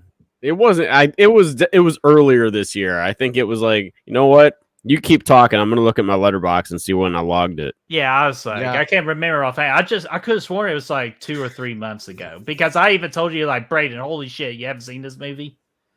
I have a lot of movies I have to catch up on, guys. I'm a big rewatcher, and I get stuck in like the comfort of things. Sometimes it's one of the little nuanced sort of behaviors that I have. I don't know. Do I have OCD? Am I just some weirdo on the spectrum and I don't even know it? Who knows? But there are a lot of movies that I should be watching and I'm not. I just keep on going back. Here's to what the I'll well. say. If you like Mike Monroe in Long Legs, you'll definitely love her in It Follows. For sure. For sure. And I've heard It Follows is like a John Carpenter movie. I've heard it's like got these beautiful wide tracking shots and this gorgeous synth music. And it's like, when I say I have no reason for not having seen it, I literally mean I have no reason. It has a lot of similarities with Halloween. It really does. Like just from the villain and everything, it plays out the same. You can see a lot the of impending doom and the sense of dread and all that absolutely. stuff. Yeah, absolutely. Dude, but there's this one score in the movie. I'm just telling you right now, Davey, you will know that when that score hits, it's one of the probably top 5 scores I've ever heard in any horror movie ever. I think Braden knows exactly what I'm talking about. Like, because Braden, I think you were the first time when you watched that movie. There's this one particular score that plays towards the end of the movie, and it's just like big time. Are you talking? You're talking about It Follows still? Yes. Yeah. No. Absolutely. And to wrap back around on that, I watched it May 7th, so it was about 2.5 months ago. Damn it! I said about 2 to 3. Yeah, I was close. Yeah, I feel like I watched that in like February, dude. This year is going by so quickly. Like, holy shit. But hey, well, it makes me feel not so alone, Braden, because when I watch Fear Freaks with you and Des, and there's so many movies that you haven't seen where I'm like, oh, I'm kind of surprised, and then I'm like, there's a lot I haven't seen. All right, I'm not alone in this world. Like, dude, I'm the nerd for this stuff and have blind spots. It's like it happens. Genuinely, like I'm like, people are talking about these movies. I'm like, I haven't seen that. Like, I mean, here I am thinking I'm an ultimate horror fan because I love Michael Myers. Like, oh yeah, Michael Myers. I'm a big horror fan. No, but genuinely, and I can attest that I am absolutely a horror fan because I love more than Halloween and the slashers. I love horror movies that are deeply psychological and really do have a lot of exposition because you need to understand it. I love that. So, give me a story, give me some dialogue, give me all of that. And then you close it out with that big action set piece with the final girl or the final guy against their villain. I love that, and if you've seen Haddonfield Nightmare, that. Like, I like to set up the all of that with the characters. So yeah. If you don't have good characters, what the hell are you doing? I mean, to me, it's just sort of like, that's how you want people to be invested in your film so they fall in love with it and watch it all the time. And it's like, well, you got to have some good writing, right? It's like, it kind of makes the rest of the job easier in a sense. Yeah. And I had to watch. Of course, everybody knows my origin story. I started late into the horror game around 2016, 2018, or 2016 is when I got into the horror genre. So, like, I'm still trying to catch up on movies. Like, I know I give Braden a hard time, but Braden's been a horror fan a lot longer than I have. So I still got a good amount of movies I need to catch up on. That's true, Bertie, but you have picked up with it and you have ran with it, dude. Like, you know more about horror shit than I do, and I grew up with the shit. Oh shit! So, hey, she ain't gonna get ahead of life. Yeah, that's I love. Yeah, there's something about this series, like the dirtiest walls throughout the whole franchise. The walls are just grimy and dirty all the time. Even in like part 4 and 5, even in the real world, the walls are just like dirty. Like someone smeared shit, and all the parents are alcoholics. Like, and It's the Rob mom, Zombie. It's the a Rob mom Zombie clearly house. here. She brings a new guy home every night. It sounds like, you know, like Dude, if I must admit, I completely forgot that there was that scene where she was like in bed again, and she was like, "I'll be right down." And he was like, "Where's the bourbon?" I thought that I accidentally like hit something, and it went all the way back to the beginning. I was like, "Wait, hold on," but her tone is different. So I'm like, "Okay," I'm like, "We're good, we're good." So. Yeah. But yeah, Jamie, I just, when I love something, I'm really just like, I go all in on it and just try to be the best that I can be. Even though I kind of need to hold myself back, though, and just enjoy horror movies. I feel like now I'm critiquing horror movies way too harshly now, so I gotta be careful of that. That comes with the business. It happens to all of us. You know, we get into it, we start thinking about things on a critique level, but Long Legs, though, perfect film. Yeah. Let me in now, and it can be though. Like nice. you almost have to like compare the film to other films in the genre. Like it's so difficult. Like, you know, if you compare, like if I compared Friday the 13th Part 2 to something like Citizen Kane, yeah, it's a bad movie, but it's like it's one of my favorite in the franchise, and I absolutely love it. And it's like, so like to me, it just seems to be fair to be like you're talking about critiquing, Brett, and it's like, you know, you just critique it amongst its peers, and then I think it's a little bit easier to have like a more even-tempered kind of opinion and feel about it, you know. And like you want it to hit certain points, and then you still want it to be, you know, like a good film. Like that's what, you know, the first Terrifier, I was like, is this even a movie? And the second Terrifier, I was like, that was great, but it was way too long. And then the new one, I'm like, this just might be right. Like it's like fucking Goldilocks. Dude, here's your Davey. Were you the one that mentioned this thing of "Let's Get High"? They're just suction cups. Oh my god! I call them Spaghettios. I love that. Yeah, it's that's scary. And look at Freddy get high. He's having a big O right there. You know, that's a good kill. What a rush! It is. He's getting the big O in. Mm-hmm. But.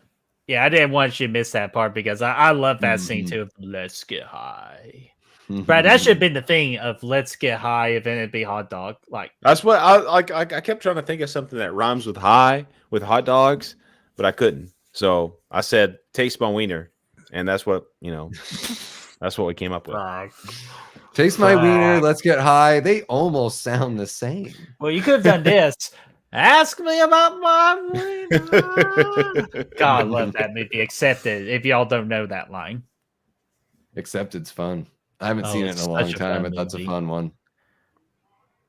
That Brad, we should make that on NCAA team builder, dude. You were asking earlier about my dream warrior ability. It's to be good at NCAA. You know, I just want to be able to hit a flat, take it to the video game. Yeah, man, hell yeah. You don't want to actually like compete. I want to win some damn games. I want to win some games. I want to go online and have an undefeated record. Is what I want. Or have that badass chair right there. I mean, that'd be cool too. Booyakasha. Look how small Robert looks. The chair is massive. Which this chair, I always like, you know, I always forget that's a part of Dream War. It feels like it should be a part of Dream Nightmare 5 with the baby, you know, but it's here. Where's the baby? And now he's the fucking dream wizard. This is where it gets goofy for me. This is just awesome. This entire thing is just great. But Freddy acts scared. Is he just doing it just to like F with him? You know, it's funny. Did you guys ever play the NES game, the LJN? And folks in the chat, please chime in. Did you ever play the Nintendo A Nightmare on Elm Street game? Because it's only called A Nightmare on Elm Street. It's pretty much based on this because, you know, you're trying to collect all of Freddy's bones so you can kill him in each level. And at a certain point, if you don't collect coffee, you fall asleep and you go into the dream world. And then you can collect an icon like an acrobat, a wizard, or a ninja. And you can become that thing in the dream world. It's really cool. And then you have to touch a boombox to wake up. It's LJN made a bunch of really bad games. I love that game. I'll tell you what I like. I never played that one, but the only one I played was the Friday 13th one. For the NES. Yeah, NES. Yeah. Same company made that one. That one has fun, fun moments. Definitely in it, not, but it's more confusing. It doesn't sound as cool as the Nightmare one. It's not as.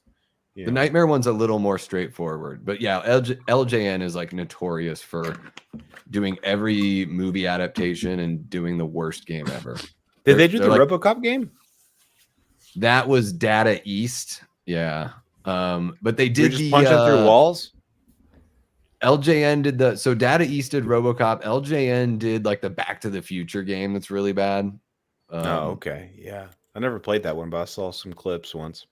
If you didn't hear about Ken, say, "Come on out, Freddy, you burnt face bitch!" I love when he talks shit. The way he talks shit to Freddy.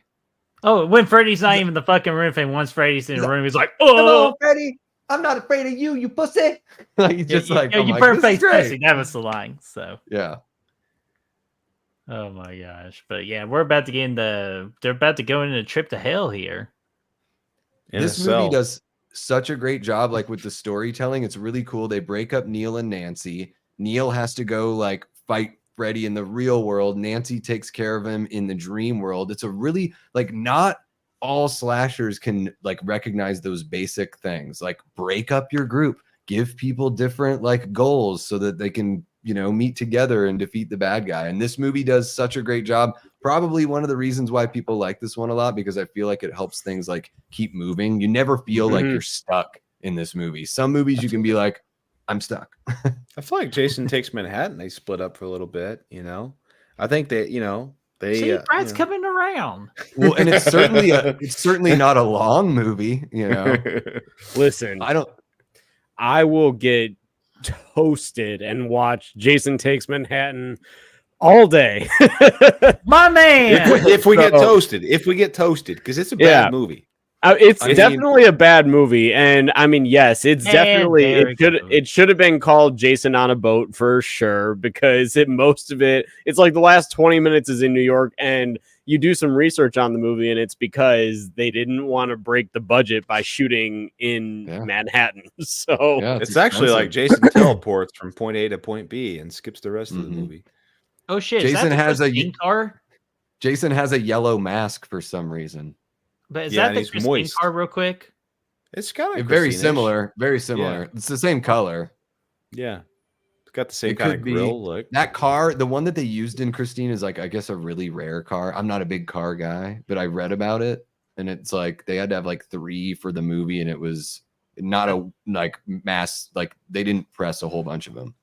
Yeah, like out of all of us, I actually remember this story because I was jealous. One time at Destiny's work, someone was driving the Christine car. Really? Yeah, and she got a picture with it and everything. Oh my god! So, everybody in the community was so fucking jealous. I remember that. I was like, "Fuck." Yeah, that movie is absolutely incredible. That movie is so good. Hypnotic. That movie is hypnotic. Like I feel like the main character being like seduced by Christine while watching the movie. Dialing Space. I think you're new here. What's going on there, Dialing Space? Everybody make Dialing Space feel welcome to the channel. Dream Warriors is the best Nightmare on Elm Street in the series by far, followed by the original. I don't know what the fuck is up with 2, Dream Child, and whatever that monstrosity of the 5th film was. Dang. Hey, all good opinions, my friend. Except for the second one. I really love the second one.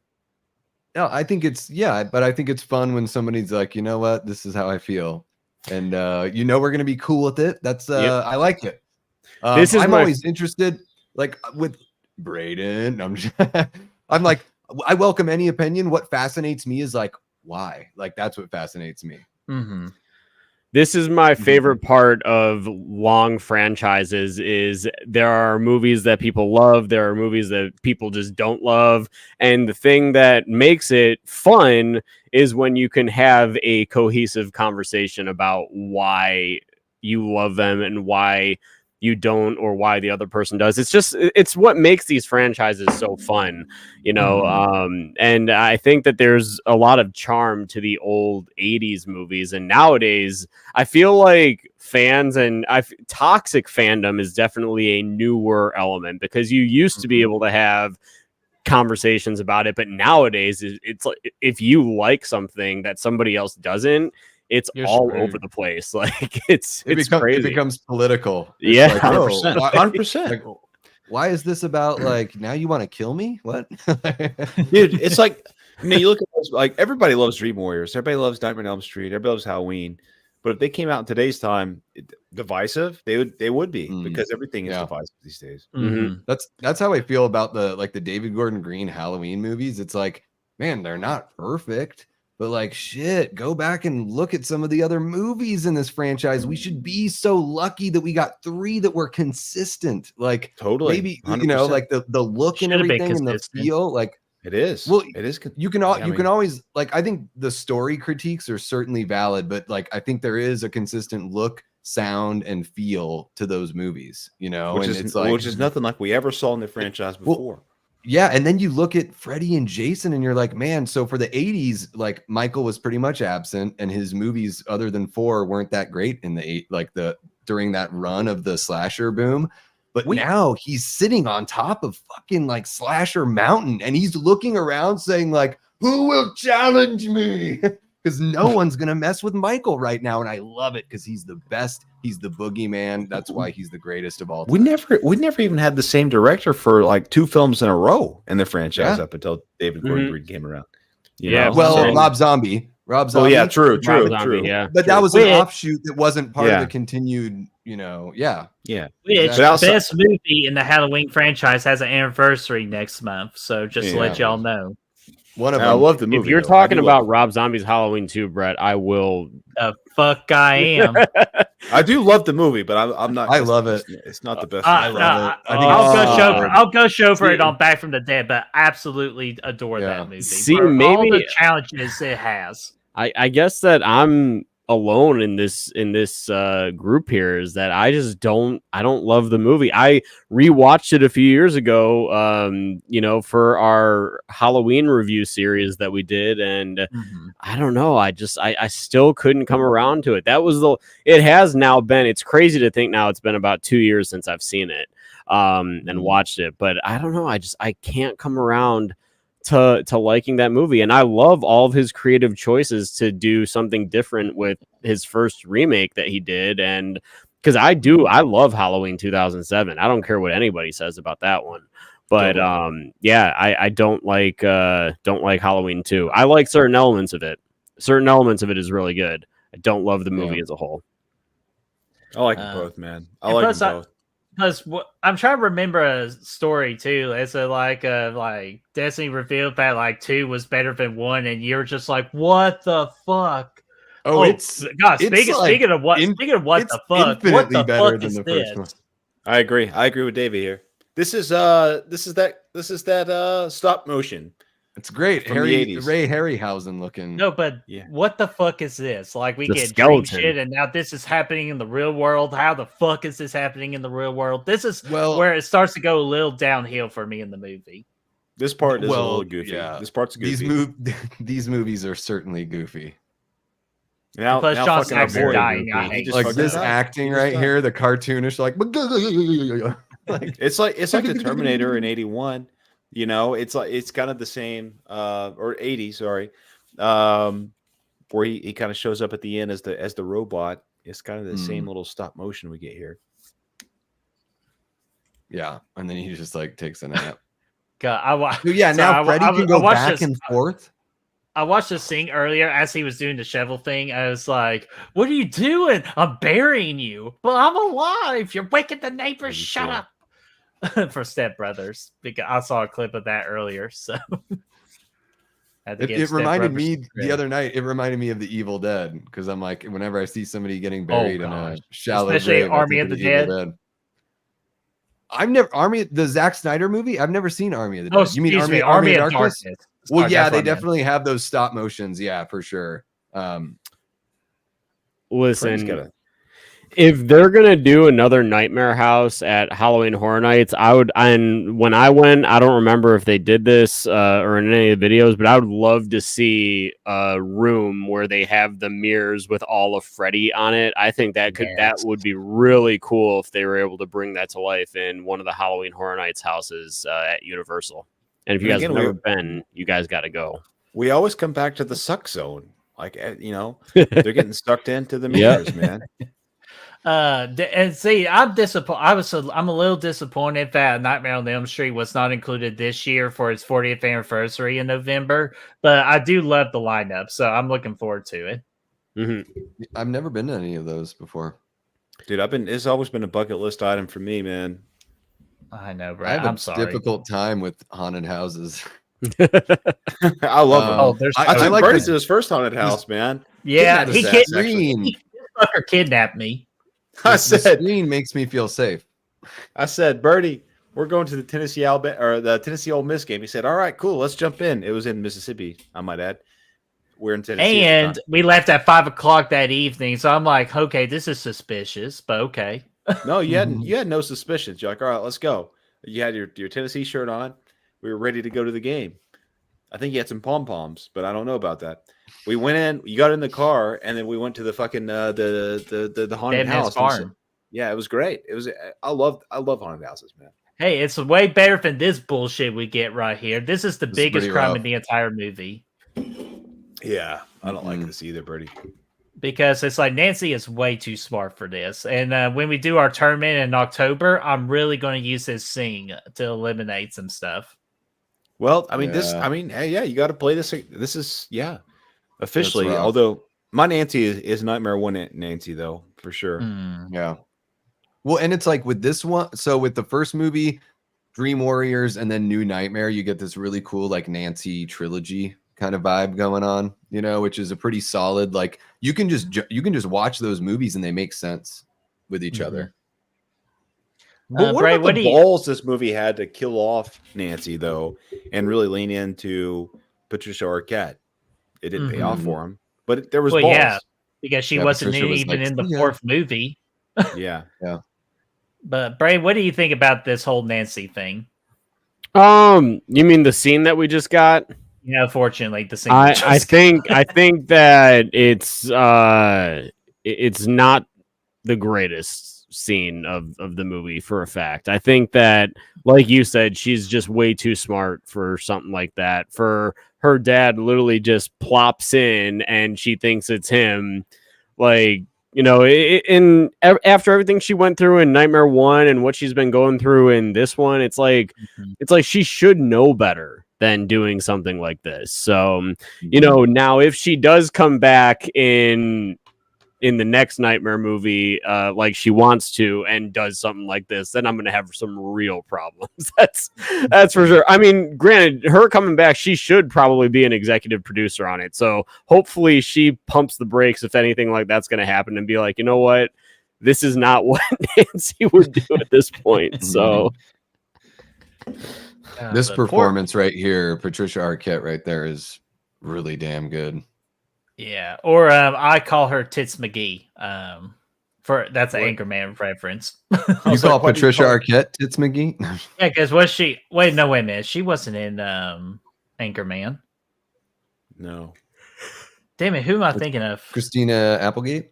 Yeah. Okay, Christina Applegate. She's Tits McGee. Okay, they kind of look similar, but they get 2 funerals here.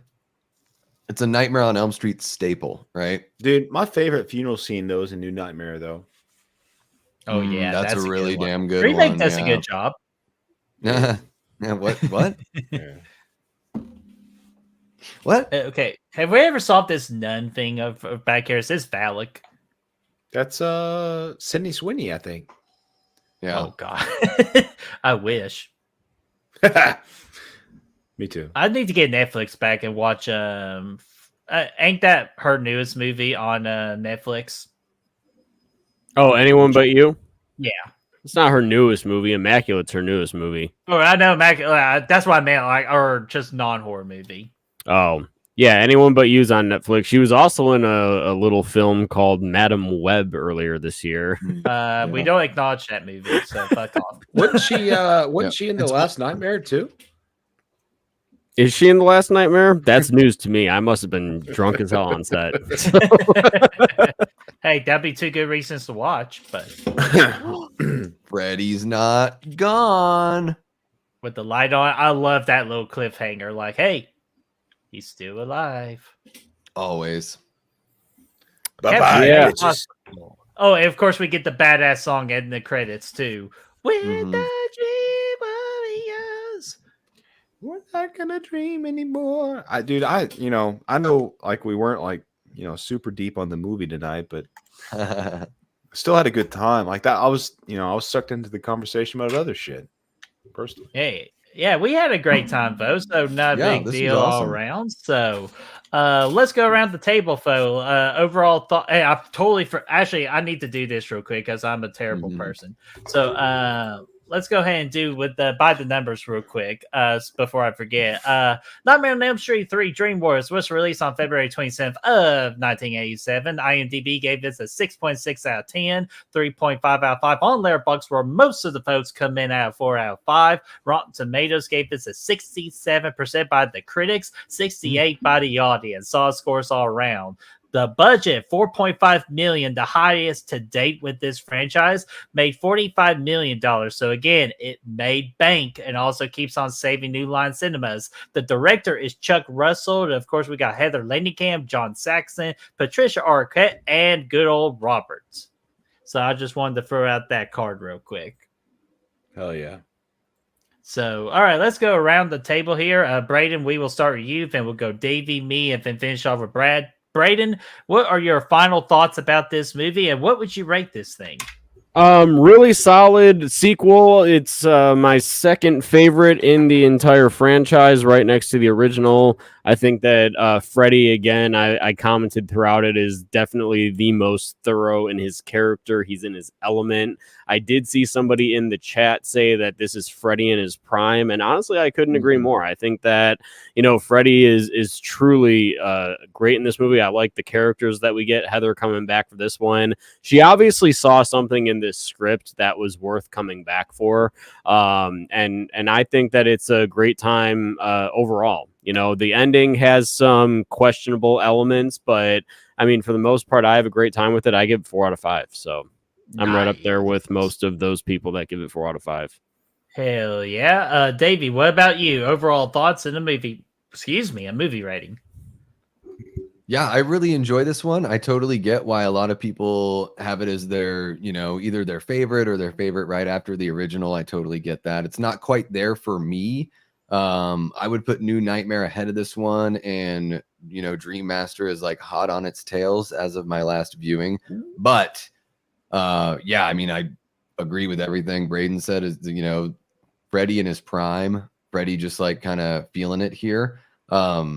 Really the inventive kills, just seeing it sort of like a comic book come to life kind of thing. And yeah, A Nightmare on Elm Street's the most supernatural, so it's just going to be the most goofy out of these big 3 slashers. So some of those elements in the end that get a little hokey or whatever, it's like I just feel like it's all part and to in A Nightmare on Elm Street. So it's sort of like you just got to buy in, let loose, and have a good time. Yeah, I would say I'll match Braden. I'll say, considering it within this franchise, 4 out of 5 for me. Hell yeah. And before we get me and Brad's thoughts here in our movie rating, what I did ping in the chat where 48 votes, 71% said that they would give Dream Warriors an A score, and 19% said B. And we don't care about C or D because they're wrong. No, I'm just kidding. But those are some great numbers. They really appreciate this movie as well. But with me, like me, I have a great time with this movie. First and second acts were so much fun. And the beginning of the third act was a lot of fun. But once we kind of got to the middle in the third act, that's kind of like when it started to sway down for me, and some creative decisions I just wasn't a big fan of. But I cannot deny this is Primetime Freddy. The practical effects were great. Welcome to Sorry, Prime Time, bitch. I had to do it. And then Heather Langenkamp was great, and even Patricia Arquette and even the core group of characters had really solid performances as well. So I'm not going to harp on it too much more. I will give this a 4.25 out of 5. Dude, I like the kills in this movie. This amps up the kills and the dream sequences, and this at this point in the franchise really amps things up. It takes things to a new level that we see for the next few movies in the franchise. Takes it to that next level. I like that a lot. Freddy in general, fantastic. He's having fun with the character at this point. He's going crazy. He's doing some crazy stuff. You know, he's puppeteering some people. Whatever you can have at this point. I'd give it like probably a 3.75. 3.75 for me. 3.75. Okay. Yeah. See, we like to throw out those 0.25s out there on this channel. So, yeah, but hell yeah. But guys, I just Davey and Braden. I know we're pretty much super close at the 2-hour mark, but we appreciate you all taking time out of your all's busy schedule to come hang out with us, have some great conversations about millions of different topics other than the movie. But hey, that's what watch parties are for, just to kick back and have fun. And we appreciate you all giving up your time. So, Braden, is there anything coming up on your channel or just any promoting you want to do? Yeah, we got Horror of the High Desert this weekend. Davey's going to be on there. We're chatting about horror movies that take place in the snow. That's going on this Saturday. So make sure that you guys jump on, grab some drinks, and chat with us about some fun, snowy movies that you guys love. Hell yeah. And then also, you're pretty close. You and Des said bring 100 episodes on Fear Freaks. You're all getting there. Mm-hmm. Yes, we are at episode 98 in the coming week. So got 3 weeks left. So then we're going to be doing a big 100th episode celebration. I'm trying to collect names for those that have watched us for weekly or that have been in the chat. So we're gonna have a lot of fun, that for that 100th episode. So definitely want to show some appreciation to everyone that's been there weekly and all that stuff. And I know that you guys are part of those people, so it's going to be a fun episode all around. Oh man, I can't wait. And of course, the week of that 100th episode, we're going to be releasing your real talk episode where we brought on Fear Freaks to celebrate that 100 occasion and just to get to know them a little bit better before that big 100th special. So we can't wait to drop that and for that 100th episode. So hell to the freaking yeah. Davey, what about you, my friend? What's coming up on your channel? So I go live every Wednesday night at 10 p.m. Eastern. I have a show called Late Night with the Davey, where I bring on content creators, creative types like musicians or filmmakers or writers, whatever. So I do that, every Wednesday, 10 p.m. Eastern. And then this Saturday, my wife and I we have a show called Movie Date with Davey and Kate, and we're going to do a watch along of the original Jaws from 1975. It's my favorite movie of all time. It's on Peacock. So if you guys have Peacock, you can watch along. And, similar to this, like we talk about the movie, we talk with the chat, all that kind of fun stuff. This weekend, I'm recording a video with the guys over at the Twisted Locker who are out there in Wales. I really like their channel. I don't know if you guys have seen it, but really good shit coming out from the UK. So going to do a little something with them. And yeah, just a whole bunch of collaborations here in the future. I'm going to be doing a 15th anniversary thing of Rob Zombie's Halloween 2 here at the end of August. So yeah, whole bunch of stuff. Check me out. Links in the description below. I hope, looking to get that 100 or 1,000 subs by the end of August if I'm lucky. Yeah, right. Hell yeah, dude. Hell yeah. Let's make that happen. And a quick question for the desert episode, your all show about the desert. Yes. What channel is that on? That's on the Horror Show channel. Yeah. The Horror Show channel. Okay, yeah. I just want to make that because I literally was scrolling for the Horror Show chat YouTube one time. I saw that. I was like, hey, these guys are on there. So of course I hit that subscribe button so I don't miss another episode. So hell yeah. Yeah. Let's see here. And Denise just wants to have a great night, everyone. And again, thank you for the birthday wishes. See you guys soon. I'll take a shot for you guys. Hey, definitely get that Grey Goose out, Denise. Get the Grey Goose out. And then Brad, what's coming up with us, my friend? I know we got a podcast that we're trying to get launched here. It's just our lives have been so busy. Yeah, Beers with the Bros, man, is coming probably within the coming weeks. This will be here. Go ahead. This link is in our description. Go subscribe to our new channel. We're gonna be talking sports, football, all that fun stuff. Movies is going to be there as well. Beers, obviously, because we like, we're bros with beers.